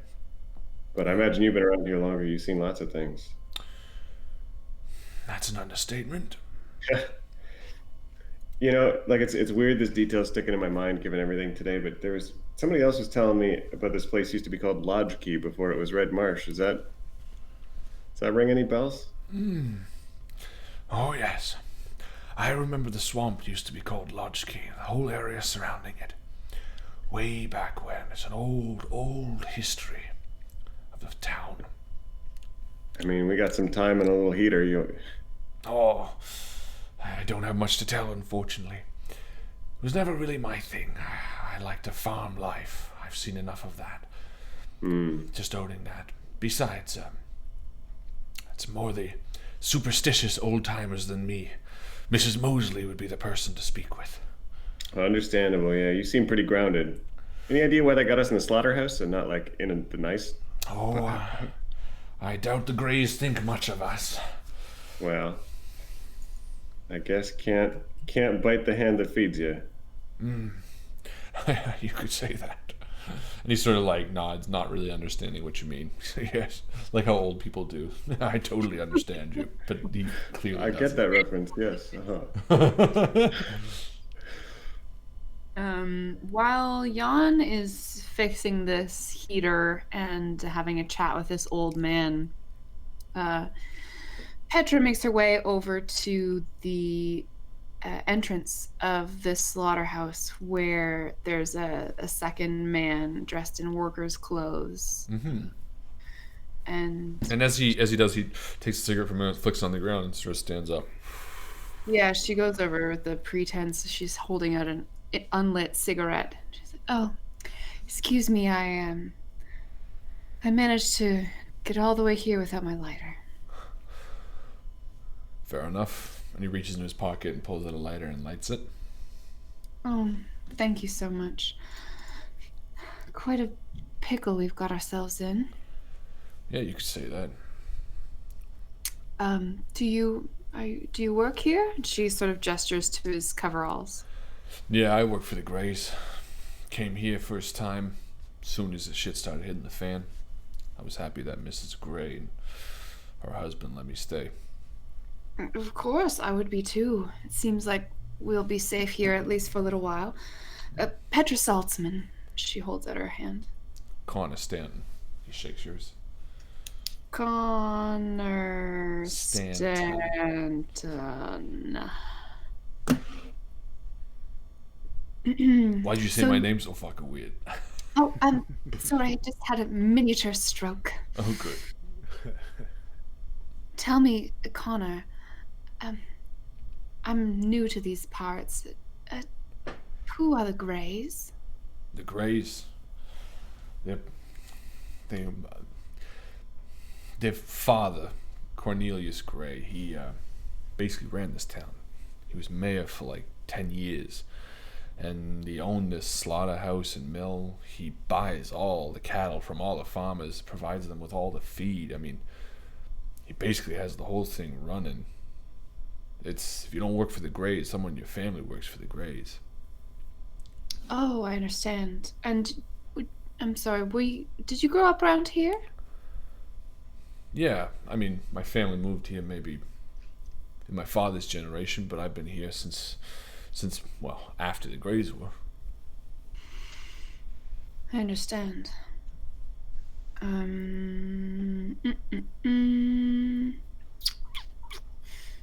Have you seen any of the Greys since this terrible fog? Have any of them come into the slaughterhouse? Could we not go somewhere more comfortable? Surely the manor house is large enough for the dozen or so of us there are. I don't. You're gonna have to ask her. I don't know. Probably, sure. If you want to ask her, then you can ask her.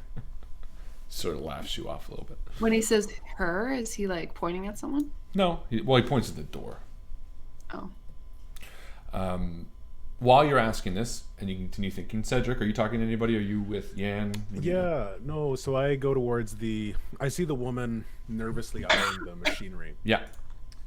And I walk up beside her, and I say, "Quite brutal, isn't it?"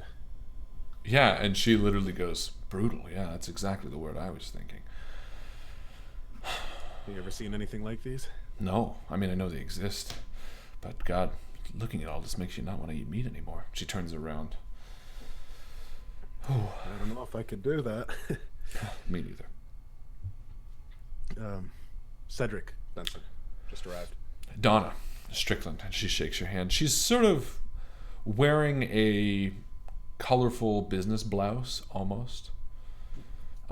She has a pale face, sharp features, looks very stern, accomplished almost, but older, from the city? a bit tired. Yes, yeah. My husband and I are from Arkham. Oh, okay. So what do you do there? We ring. Well, that's where we live. We own a few hotels in town. We own the Elderwood Inn here as well. Oh, okay.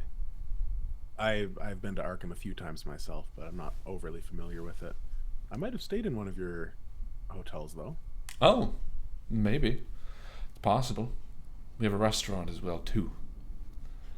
So is that what brought you out here? No, well, we bought the property, the Elderwood Inn, maybe 2 years ago.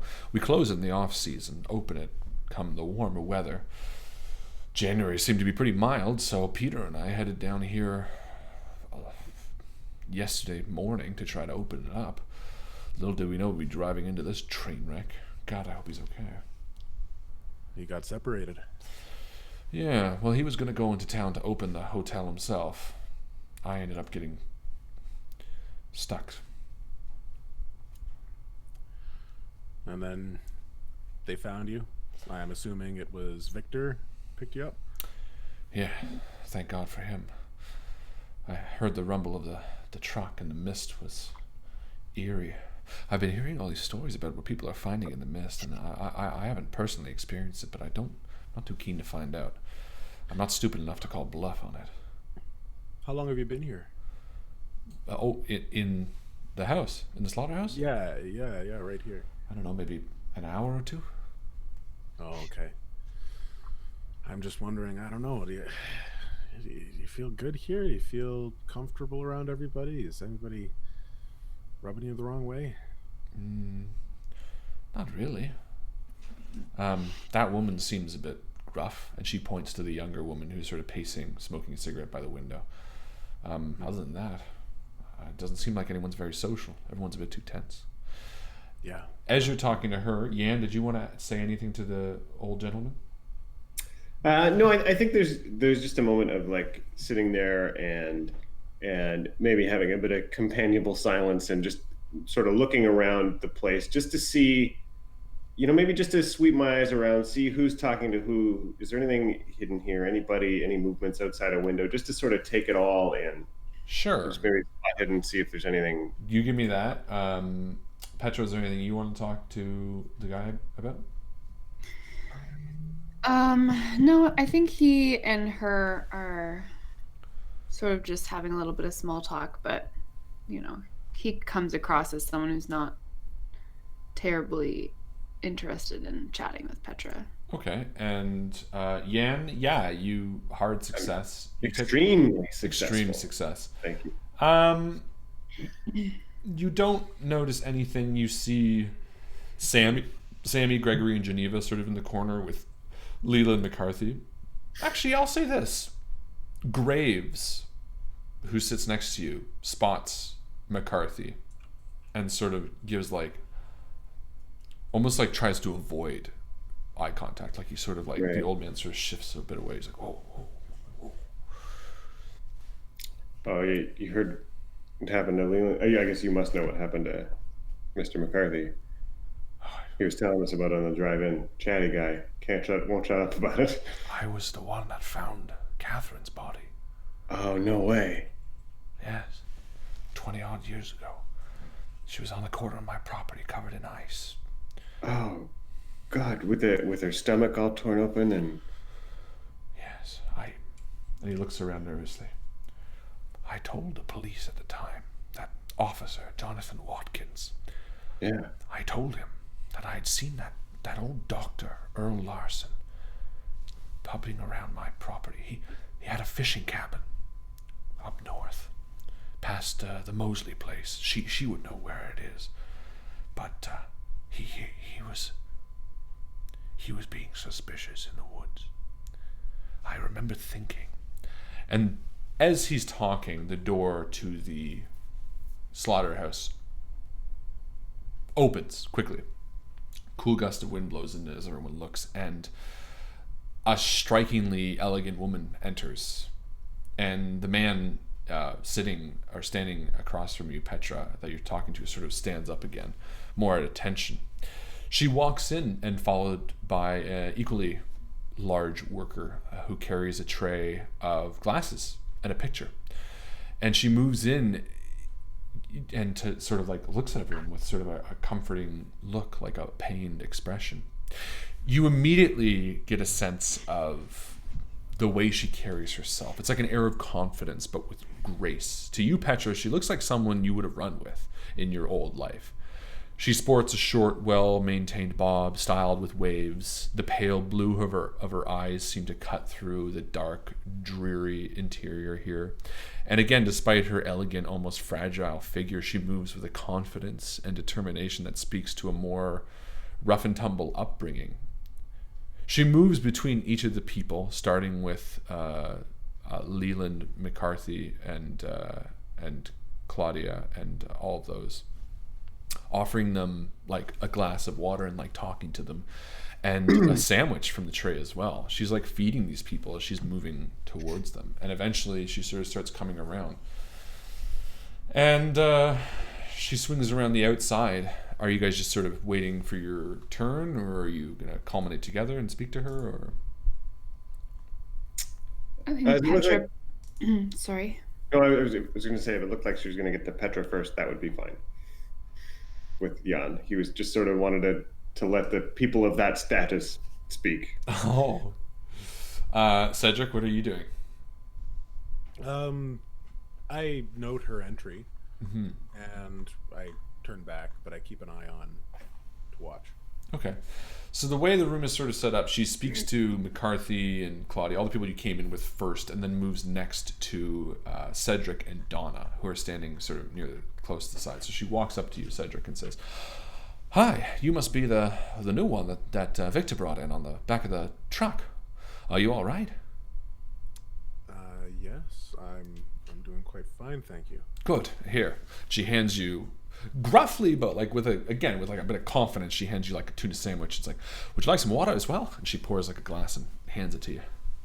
Oh, thank you very much. Who do I have the pleasure? Emily Gray. Nice to meet you, speak with you, and all that. Sorry, what was your name? Cedric Benson. Cedric Benson. That's a strong name. I like it. And she moves and continues, unless you're talking to her about anything. Nope. Okay. And she swings to Graves and Jan next, and does the same thing. Do you say anything to her? Or? No, not really. I'll definitely take the sandwich and the drink and sort of just give her a look like it's been a hard day. And... Perfect. She swings to Millie, and give me a listen roll, Yen, because you're closest. Sure. Sorry, she swings to the young woman by the window. I got earballs. Success. Yeah, you kind of overhear the woman. Just a regular success?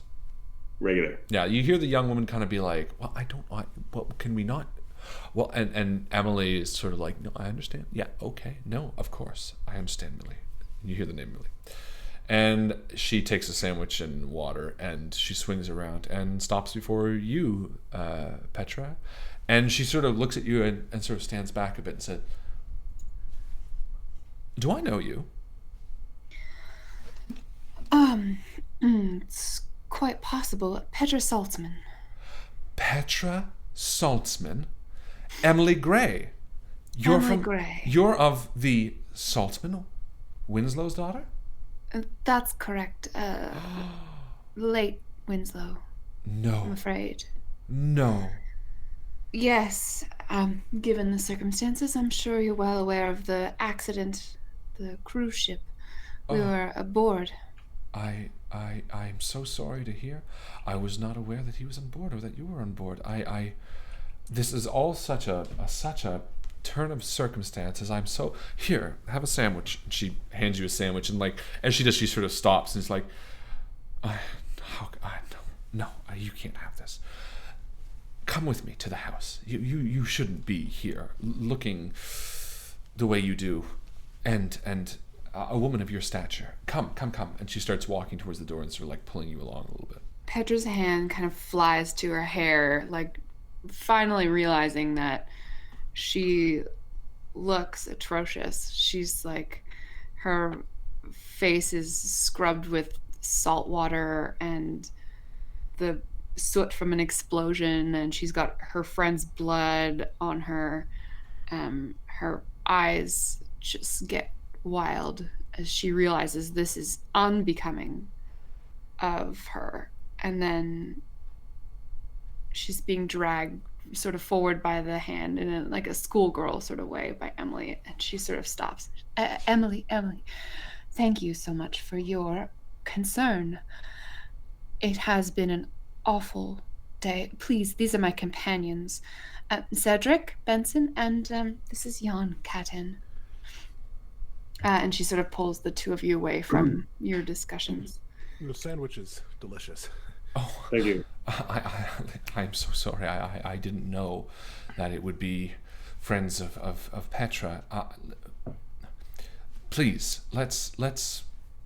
Why don't you come up to the manor? I apologize for the state of things. I wasn't sure how many people would be needing shelter, and I was fearful of opening the doors to the manor to find out 100 or so of the townspeople needed a place to stay. Is Victor still going around looking for survivors? Oh, he should be back any minute, yeah. Well, I suppose it is possible that we'll continue to have more throughout the night.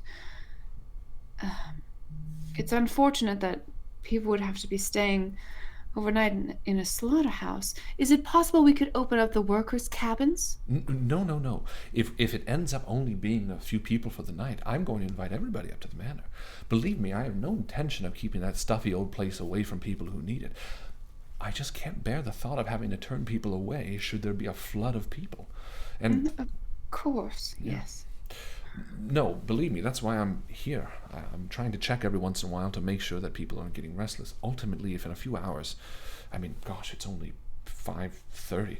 If in a few hours people aren't happy with this, I'll bring them up and I'll risk it anyway. It doesn't look like there's going to be that many people, which is a frightful thought. All right. Oh, I would love a little bit of comfort. That's about all we can offer right now, Petra. And Jan and Cedric, of course. Please come. And she exits out through the short hallway to the outside air. And she's followed by the man that entered in, and she kind of walks through and says, Stanley, can you bring the car? And as she's speaking, Victor's truck pulls up. And he sort of, in a gust of smoke, pulls up in front, but the back is empty. Only Todd McFarlane. Was it McFarlane? No, Todd something else. Todd McFarlane's an artist. Todd. I have Todd Newsboy Cap. What did I have his last name as? I have 30s in his 30s. Todd Hamilton. Oh. Todd Hamilton's in the back, and she's like, Victor, did you not find anyone else? And he's like, oh, I tried, darling. He's like, I went looking in the northern town. We're going to go back down to the center, but the fog is very thick. And she says, Victor, we must keep trying. There are people who need help. Now go. And he's like, are you bringing them to the house? She's like, yes. He's like, well, I might as well drive you up there. And she looks and says, fair enough, Stanley, you stay here. Victor, let's bring them up. And she gestures, if you don't mind riding in the trunk one more time. That's just fine. Thank you. And she enters the front, and Todd hops out. So it's the three of you in the back, and Victor and Emily in the front. You guys find anything out from the people you were speaking with? Not much, except for the man who owns this place used to be the mayor. Maybe he still is, I don't know. The man I was speaking to is the one who found Leland's daughter's body, but yeah.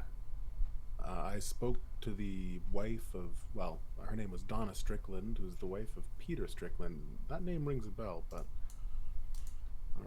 I've met a few Stricklands in my life. And the engine starts up. The road that leads out of the small compound towards the manor winds up a steep hill before flattening out around the gray mansion.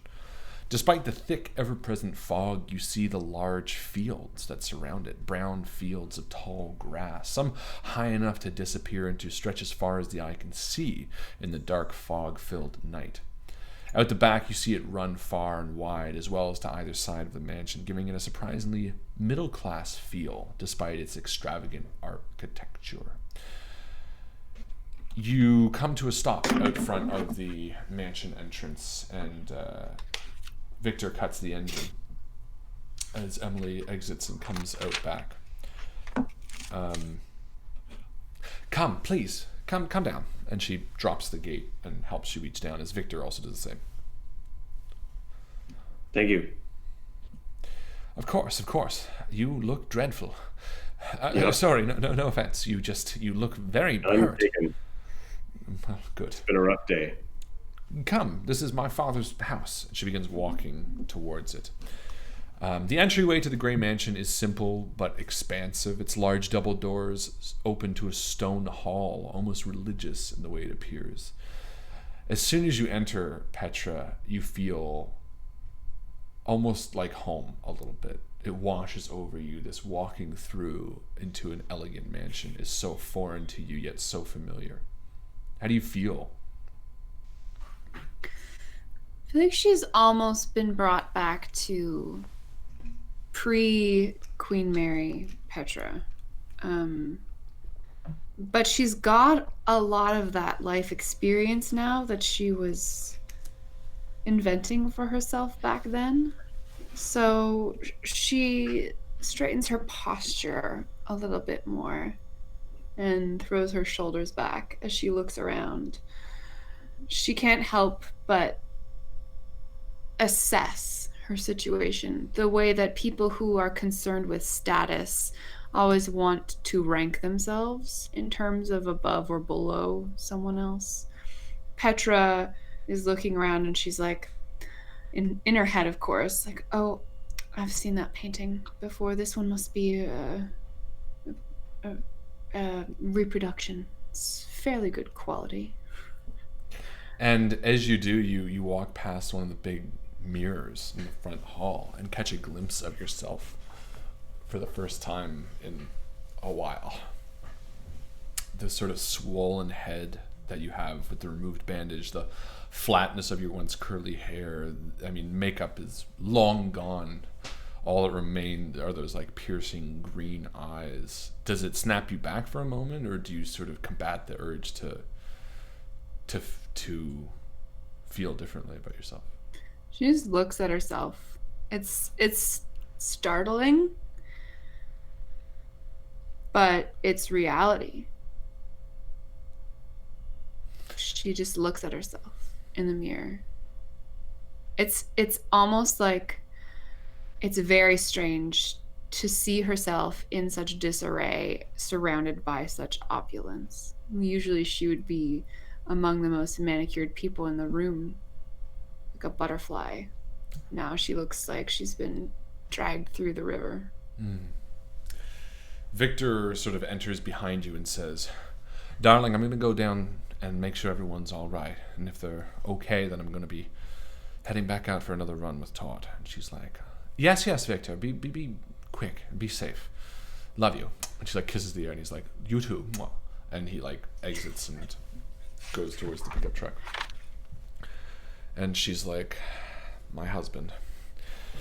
As you can see, this is quite the place. My father is a man who, well, he lost everything many years ago, 40 years ago, roughly. My brother and my mother passed away. He was left penniless for the most part, heartbroken, but he still had the business. Persevered in the small town, founded what you see, Grey House and Mill, which gave employment to many people. The vast majority of the town for many years. It was never much interest to me, though, she says as she sort of walks through the house. Again, this is where you're looking at the paintings and you see sort of the opulence of it all. And she says, Victor and I lived in Arkham for most of our life. Wasn't until last year when Father got sick. He's still bedridden, the poor man upstairs. Near in his 80s. He barely recognized me some days. But he's trucking along. Victor and him are buddy-buddy, mostly running the business together from what I can tell, and I'm just here, a lowly housewife. She sort of laughs, but it's sort of a cynical, upset laugh to an extent. They're always in cahoots, but I love them. Both of them. And she turns around to face you. What is Cedric doing? Cedric has kind of been, as he stepped into the house, he's struck by the silence of it, the warm embrace that this silence has, and he realizes just that he hasn't experienced anything like it in years, since he lived back at home with his mama, actually. You know, despite how wild and loud and abusive his mom could be, that created a lot of noise in the house, there was a warmth to it that when everything was quiet, it was the stillest quiet he'd ever experienced. And now it's almost like being hit by a freight train. It's so, the feeling of being surrounded by this type of silence again is almost jarring, but in the best way possible. And Yan?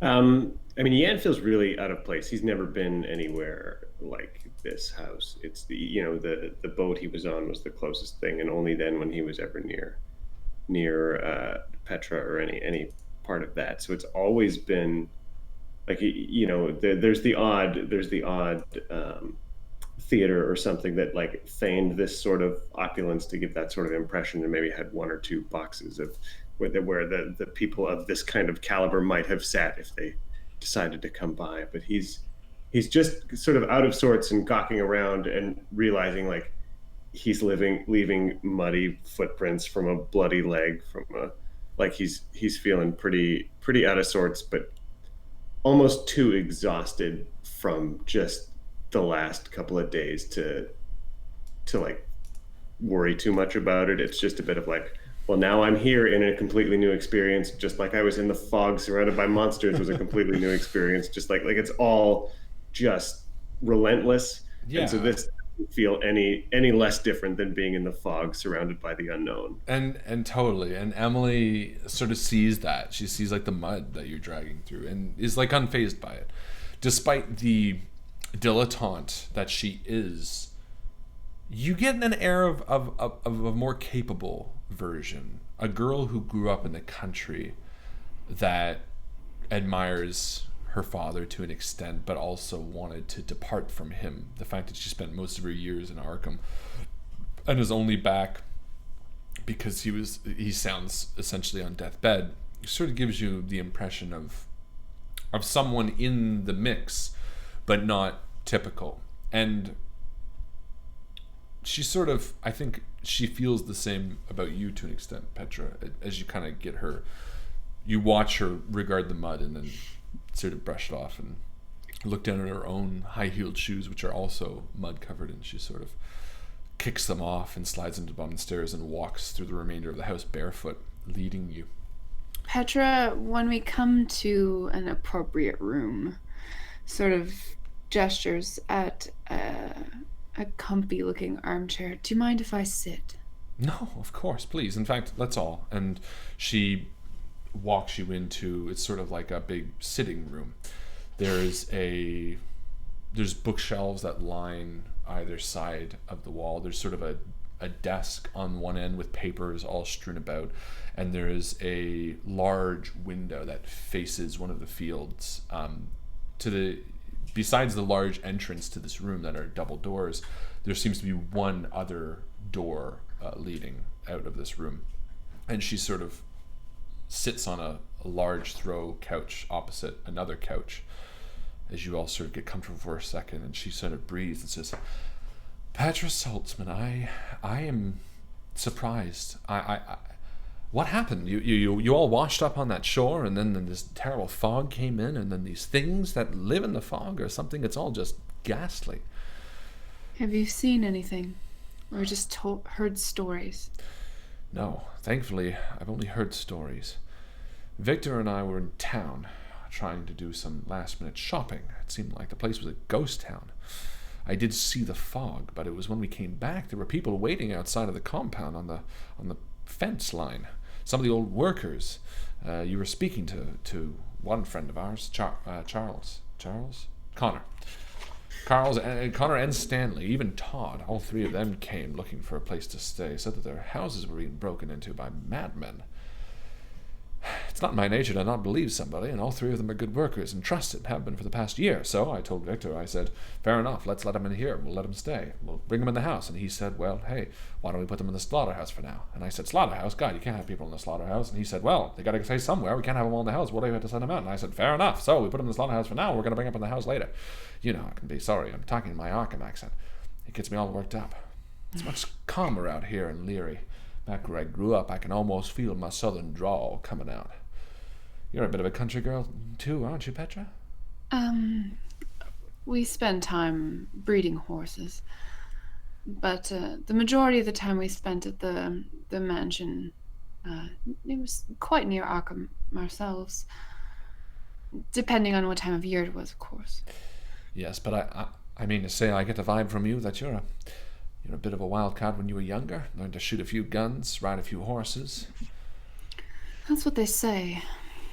Anyway, Emily, frankly, I'm frightened. We've been through the ringer.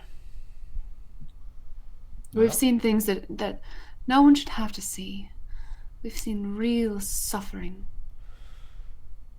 And she looks at you with, like, concern and believability. Like, she believes you, too. She's kind of like, fair enough. Well, it's only me and Father here, and he's bedridden.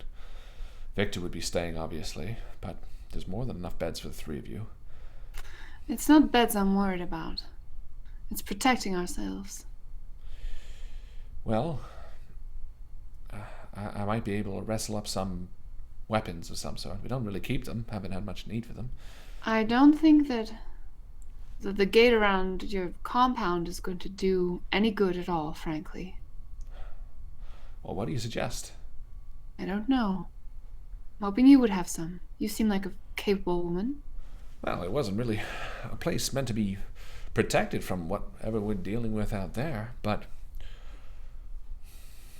I don't know. You've dealt with these things firsthand.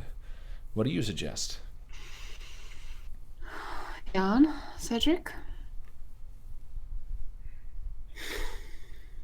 I mean, they do die. That's a blessing. I don't know if I could kill something. If it comes to You can that. persuade them. Sometimes. If you have something that they want, Yeah. maybe. They're still capable of thought. They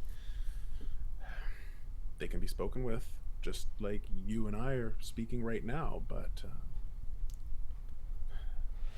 they're sick in the head. Possessed by a greed for whatever they wanted in their lives, but unfettered by the chains that proper dignity and morality would have prevented them from pursuing that desire to its logical conclusion. These terrifying creatures will torture, murder, steal. It's terrifying. Well, then it sounds like we do need to do something. Let's put our heads together. And as she speaks, there's a slight knock on the door. And she turns, and Victor has come back inside, and he's knocking. He's kind of like, Emily, darling, there's a few of them down there getting restless and asking to leave. I was wondering if you wanted to invite them up to the house finally, perhaps. And she sort of nods and says, yes, I think so. She looks at the clock and says 5:45, 5:46. She says, fair enough. Victor says, I want to head back out and see if I can find one last batch. She says, yes. And she stands up and says, make yourselves comfortable. I'm going to go down and invite them back up, and I'll be back in 10, 15 minutes or so. Victor, have you found Miss Mosley yet? Miss Mosley? No. The others down there said that even if I went up there, she wouldn't come. She's a bit of a hermit of sorts. Maybe we could convince her. Oh, if you want. She lives... I'm pretty sure that there's a dirt road just north of... And Emily sort of was like, Victor, it doesn't matter. They're not going to go. Don't worry about it, Yen. He's like, well, no. Oh, fair enough. And he sort of like brushes it off. Well, if you had another car, it might be worth a trip if it's one more person safe. And Victor sort of ignores her, and he's like, there's a dirt road north of the field that goes straight to a large black river. This is what this Graves gentleman said. Around the river, past 2 large willow trees, there's sort of a path that's only wide enough for feet. Beyond that, you'll find her place. He made it sound like it was, and Emily sort of says, Victor, enough. I'm sorry, Jan. Victor can be a bit talkative at times. Victor, you go out in the car. I'll be right back. And she starts walking towards the front door. You can hear her pick up her shoes and put them back on, and Victor sort of says, see you. And he heads out, and with a slam, you hear the front door shut. Jan, who is Miss Mosley? We've heard a couple of times that she, if anyone knows about Lodge Key or anything that's going on in those red marshes, Miss Mosley's going to be the one to the wretch put it all killed her together. husband. Yeah, and she might not leave, but she might know something that could help. Certainly. Is now the right time? I don't know. I don't know how much time we have. Good point. Can I do a spot hidden in this room? Sure. I want to see if I can find any books pertaining to being the big bad, or that's a 99. You go blind. Books pertaining to being the big bad. How I did it. How I summoned the bad guys. My plan to murder a whole town. Yeah. Anyone else want to do a spin? Did we read something in one of the notes, like maybe it was the doctor's notes or the sheriff, about the thing being driven away in a truck? What we were thing? told that. We were told that by something, right? By something. Yeah, the farmer just told us that he saw it go away in a truck, and he lied and said it was Victor driving. No, but it was even earlier than that. Oh. Like when I think it was maybe the first day we Yeah. and we read something in the doctor's notes or something about it driving away. I'm reading about... Sorry, continue. I was just wondering whether I could do a belated spot hidden using... Belated spot hidden? How does that work? It's like a spot hidden in your memory. Yeah, an idea roll? Yeah, like maybe I have a photographic memory and I'm going back into my mind palace to see to do what? To see if you've heard that before? I want to do a spot hidden on the cab of the truck that we were in, or on the back of the truck. Oh. To see if it was the one that Warren described? To see if I like long scuff marks. Scratches, I see. anything out of the ordinary. Very interesting. Good thinking. No, you can't do that. Okay. Dang it! Well, When the truck is in the truck is here. Okay, you can do it it'll be extreme, but sure, you can do it. Because I mean, you're going like so far back and like trying. I'll do it. Well, not so far. I'll use a. It wasn't that long. We were just in it. Yeah, I guess. But you're like, imagine trying to remember something. Isn't the truck in the laneway though? Victor just came back. Yeah, but he also just left. Oh. They just left. I was imagining they left, but I'm gonna do it. I'm gonna use a experience. Okay. Yes. So thank you, Bjorn. Or Harlan's like sweating bullets over there. 29. Yes. But is it a extreme? It is not an extreme success. It's a hard success. You can't remember. Unless I use all of my luck. No, I won't do that. So what are you doing in this room? Or you did a spot hidden, but you failed. I want to read what's on the desk. There's all these papers and business stuff, and Okay. Just open up. I just want to see if there's anything that jumps out. Give me a spin or a library use, whichever's higher. Oh God, library use. I don't think that's a skill I even have. I'm gonna spot hidden then. Let's do that. Spinning. Oh, how do you like that? 5. Extreme. Ooh, Very nice. Extreme success. extremely good. Thank you. Yeah, you find something very interesting. Great. You find a manifest. It's waterlogged and still a bit damp. It's a manifest from the Queen Mary. But most importantly, your names are circled. Very suspicious. What the hell? No. Petra, Cedric, you have to look at this. What? This. I'm gonna wave the paper at them for. It's our names are on this. No way. It How would they have gotten something like this? Well, they had to have been at the boat this morning. Or She said she didn't see anything. not the old man. He's bedridden. So we've been told. he's in Do you want to go cahoots with Victor, sneak but it around is- and find him? There is also another door in this room, by the way. Ooh, Leads out. I open it. It's locked. Looks like an office door. Oh, we gotta go through that door for sure. Go through the door. My locksmith is 1. Mm. So Cedric, what you got? I'm gonna do a spot hidden on the room. great call. See if there's A key. a key It'll be luck and then spot hidden. hidden in the door of the grandfather clock. It's just like in the fucking door handle. Well, it's a success. Is it but really? Not a great success. I mean, no.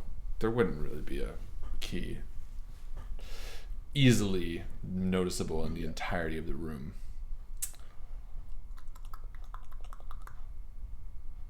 Yeah, no. Okay. No keys. I'll be right back. I'm gonna step outside. In real life? Yep. See you later. No, I walk out the front door. Sure. And I take a look around. Okay. Yeah. The fog is pretty heavy still, right? Yeah, it is. But you can move around the building for sure. In fact, Yeah, I'm gonna- you move past. There's just like a field around the building, and as you move past the large window, you can look and see Yan and Petra, like looking through the room. And you move past it, and you see the insides of the office in a small window. Yeah, and I'm going to try the window. Let's give it a look. I was hoping for that. Great idea, Justin. Da-da-da-da. Oh, it's a fail. Not a great idea. It is locked. I think that was a great idea. No, it was a great idea. I'm bummed that it didn't work. For some reason, I thought we were on the second floor. Dang it. You can try to jimmy it. I'll say it will be like, I don't know, maybe. Yeah, and if you want to try mechanical repair on the door and like, I'm certain we could take the door apart. yeah. That seems like that's very definitely possible, gonna but it's not happen. very subtle, right? Like we could definitely pop the hinges off and take the door off and set it down and get into the office. But I mean, or we could confront her about this note. It's not her desk, maybe she doesn't know about it. She decides to help Pretend us not to know investigate, about it. or we learn that it is her note. She is plotting against us, and we know something. I'll say this: if someone from the community is willing to donate XP, I will let one of you attempt a lock picking roll with a 50% skill. That's my mechanical repair right there. Yeah. But this would be discreet. So basically, I'll let you use your mechanical repair as your lockpicking skill. Well, If someone from the community wants to spend XP. I mean, we have XP that has already been offered. Yes. I- this Jan, is do you new. have a I would budget? happily spend one of Oh, them. Carly just I throws do- XP. I do have another idea, though. Okay. What's try that? that first. I'm going to come back inside and say windows locked, and I'm going to go to the coat rack, and I'm going to start fishing through pockets in the coat rack. Like maybe there's a London fog jacket or something. Why London fog?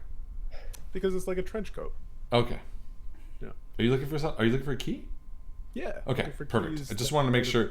I was following you until you said London fog, and I'm like, is there something specific about a London fog that I don't know? London fog is a brand of. I know. trench It's a really weird. I don't disagree. I just wanted to make sure I was on the same page. Yeah, give me a luck roll. All right. I like how you're being creative and trying to solve the problem. Hedging our bets. There we go. That's an extreme success. Yeah, Or a heavy key hard falls success. out. Boonk. It's very big and very heavy. The key. 25 Why don't we pounds. just climb through the keyhole? Oh, we should have thought of that. Because it's really thin.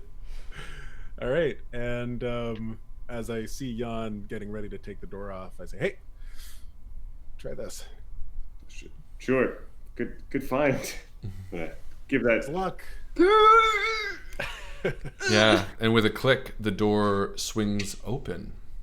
The door that leads off from this room enters into the office, the same office that you saw from the outside. It looks well used. It's covered in papers. There are dates, documents, number of things scattered about, the light's still on. Feels very well used. Any signatures on any of these papers? Take a look-see. So you guys enter the room, you start poking around. I'm going to stay by the door Okay, and watch for them to come back. sure. What are you guys looking for specifically? Signatures on the papers. I want to see whose office this is. Interesting. You don't see any signatures. You see a lot of handwriting. Give me a knowledge roll. Let me see if you can kind of guess on who it is. Knowledge would be what? Idea? Idea. Sorry, yeah. Or education? Let's do Idea? idea. I fail. Yeah, you can't tell. Yan, what are you doing? I think I'm gonna go on my paper shuffling roll and Escapade. quick read some of these papers, see if I can figure something. Scan hidden. Yeah, scan hidden, spot things. Perfect. So I'm gonna use an XP on this one too. Oh. I like them 13. Let's do Oh 31. shit. 31. Well, you So find that's good. We like that. It's a success. some big boys. Let's do it. First and foremost, you find this note that I'm dropping in the Cthulhu handouts right now. Drop that note. Drop it. Drop it like it's hot. COD. Call of Duty. Call of Duty. All right. A pooty. Picture of this.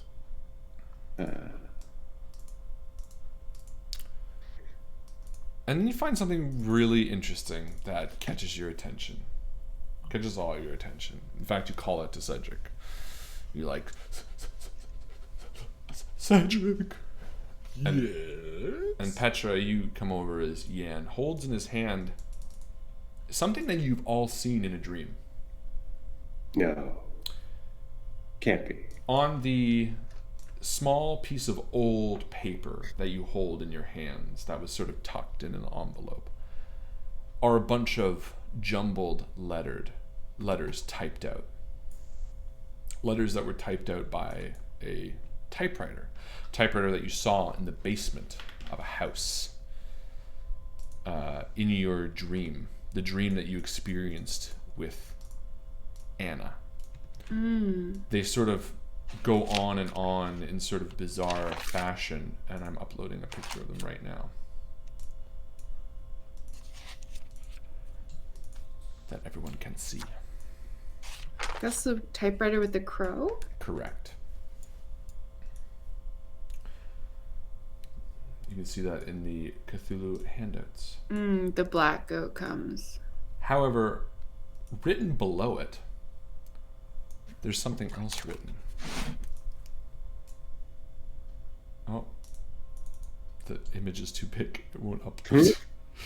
Never mind. You never get to find out the thing that was 5 years in a Document in our plan. hands won't load. Never is gonna work again. Okay. These analog papers are the worst. Analog paper. No, it's This still too big. black goat comes situation, did we find that on a typewriter, you said? Or Yeah. just in a scrap of paper? It was on a typewriter. It was being typed out in the typewriter in the dream world that you were experiencing. No, I mean, when we found it. Now, it's just in a file folder. It's not on a typewriter. It's been taken. And you see something scrawled below it. And it is that.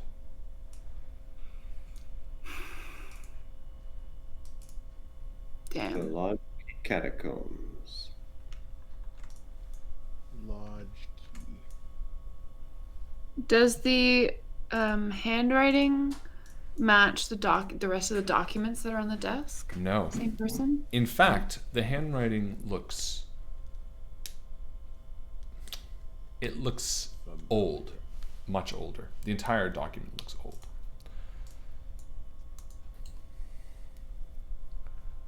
Suddenly, a voice comes from behind you as No, undo. standing in the doorway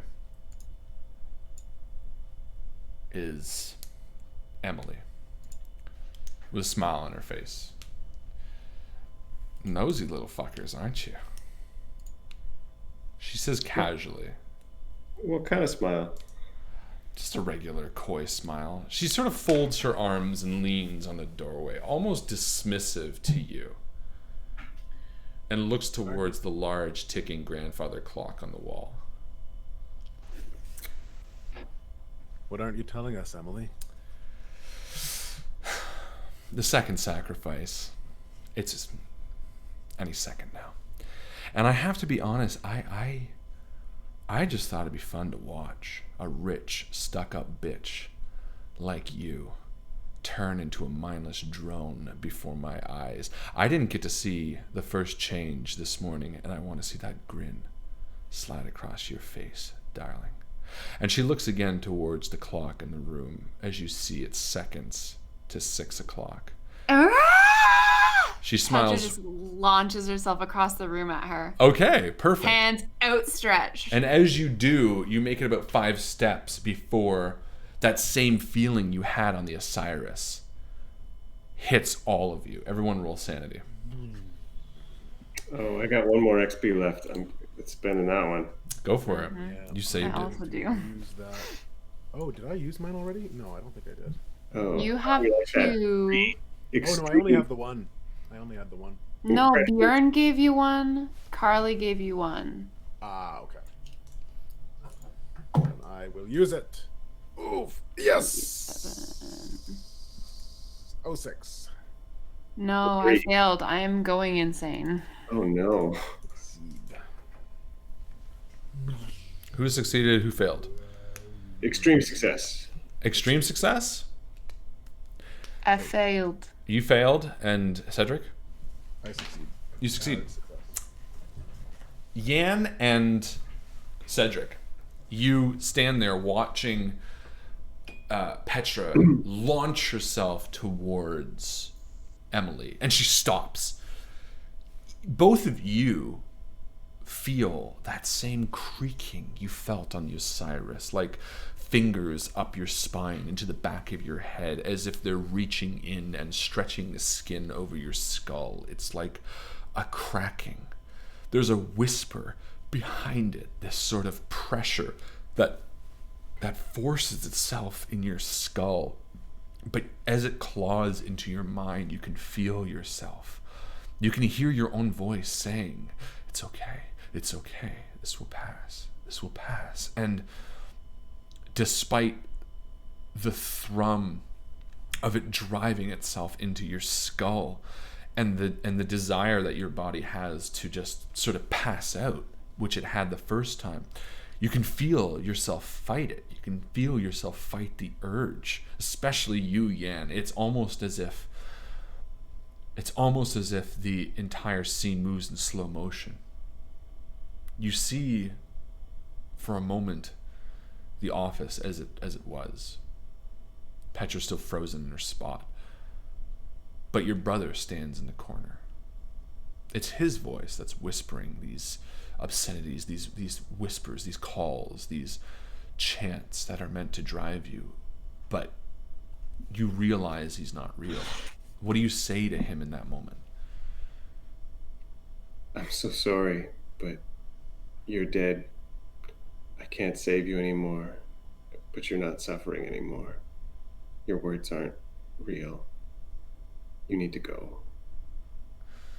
And as you say that to him, you can see this inhuman face fighting it and fade.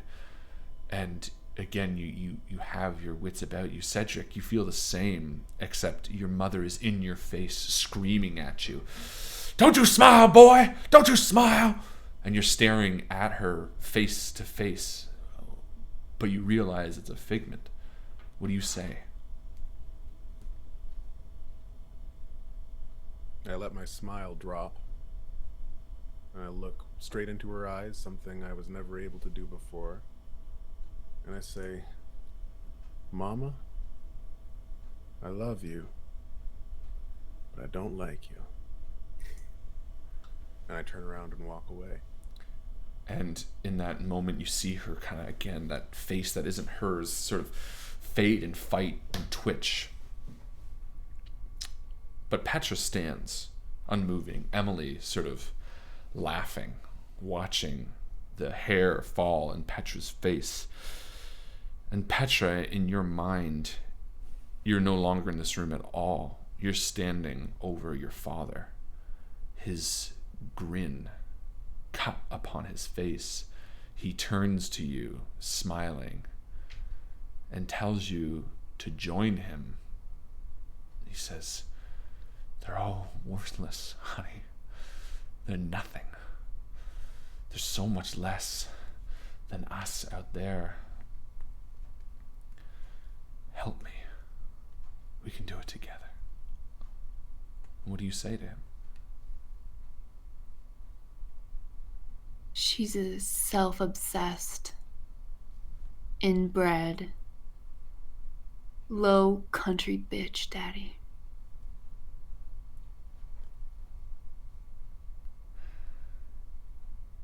And with that, you feel a grin begin to crack upon your face, but it slides back. Your hand burns hot white, and through your sweaty hair now you look down at the palm of your hand, and it burns, the flesh on it almost turning pink as you fight the clawing at the back of your mind, and the cracking, which you can almost feel up your spine, stops.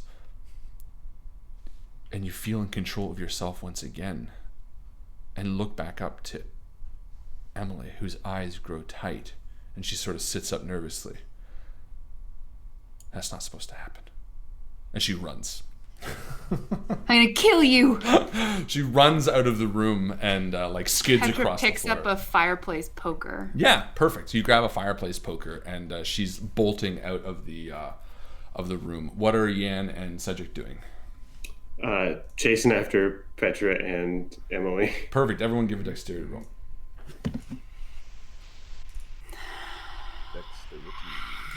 He's good.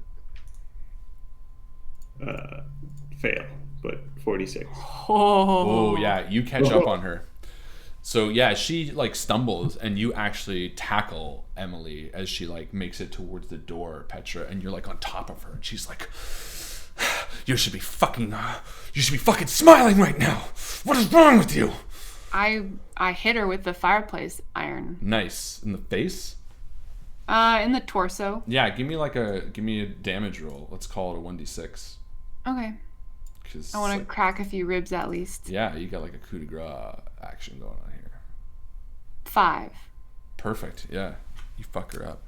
You hear her like, and like little flecks of blood like spit out of her mouth towards your face. As the What two have of you done?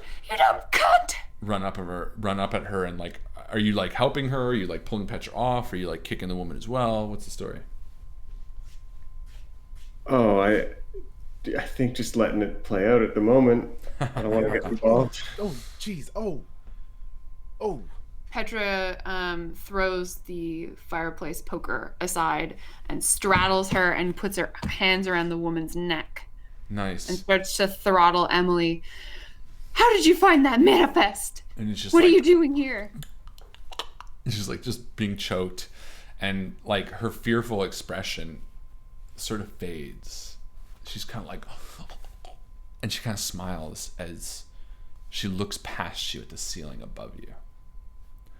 And you each sort of look and see that the lamp above this room is sort of like swinging a little bit, and little bits of like sawdust are like falling down.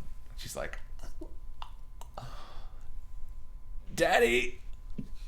And you can hear like a thumping on the floor above you, like heavy footsteps moving.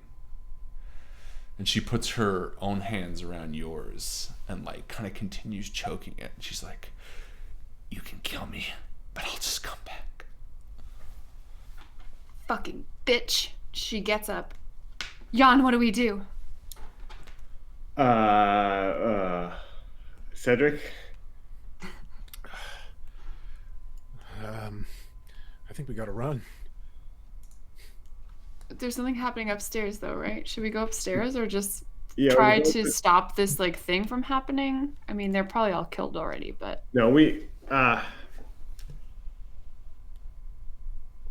gotta see Daddy.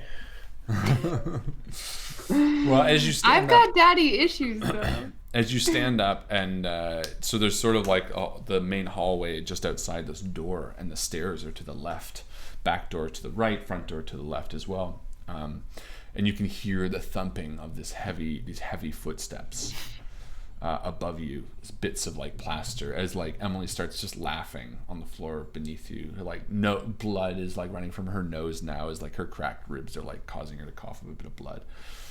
I'm going to frisk her and try to find a gun, see if she's carrying a piece. Sure. No, she's not. Otherwise, she wouldn't have run. She would probably just try to shoot you.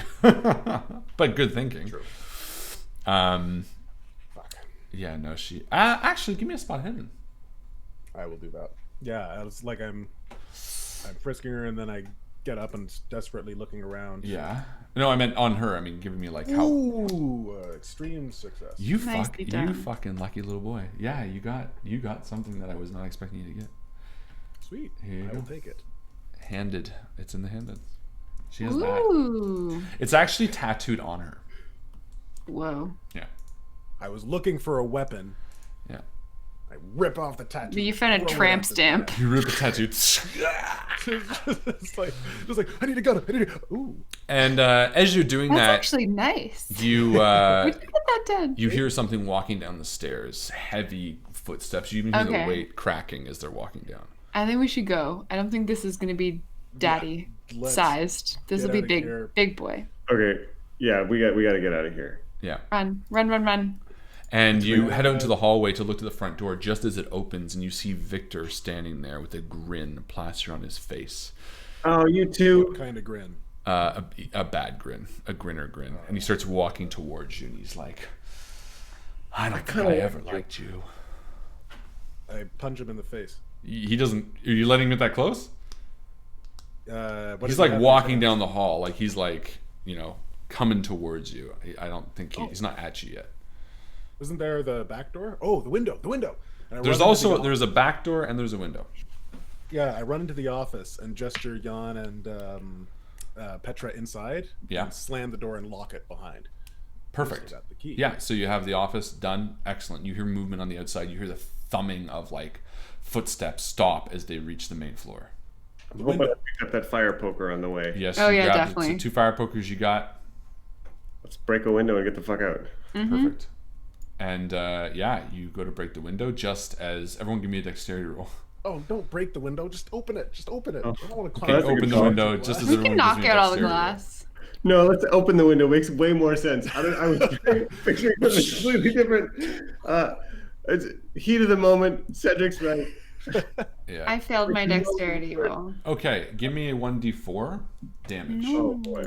Yeah, everyone who fails 1d4.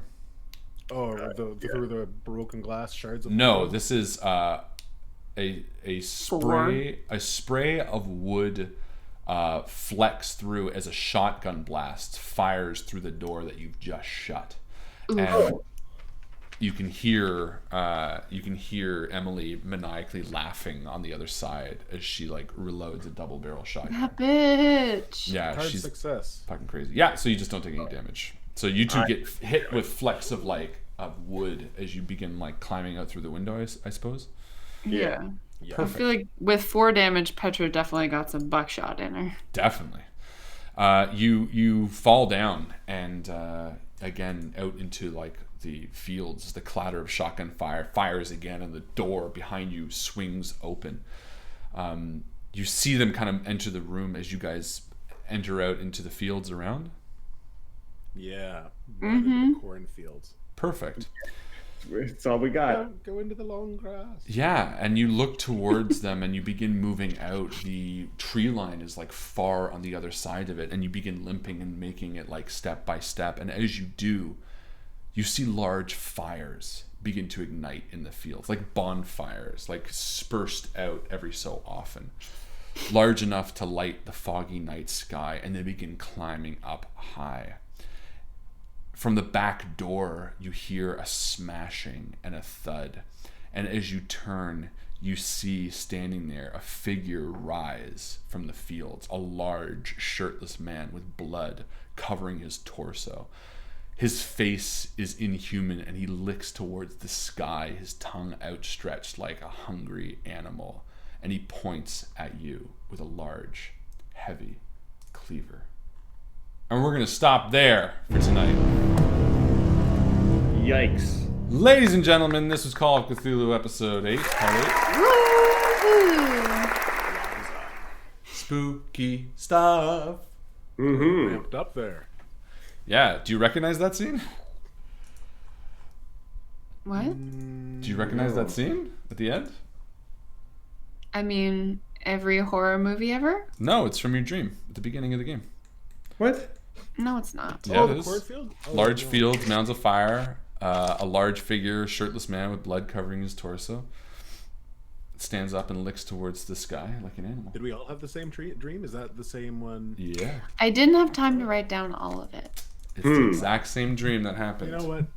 How realistic is this? We had a dream and you can never remember it. Yeah. It's very Right? We've had a busy day. Definitely, and it's been like 3 months, but it's the same dream. Important? Definitely. Ladies and gentlemen, this has been Call of Cthulhu Part 8. I hope you've been having fun. We've been having a great time. Great job tonight, guys. Wonderful as always. Who gets Endgame Post? Ooh, good question.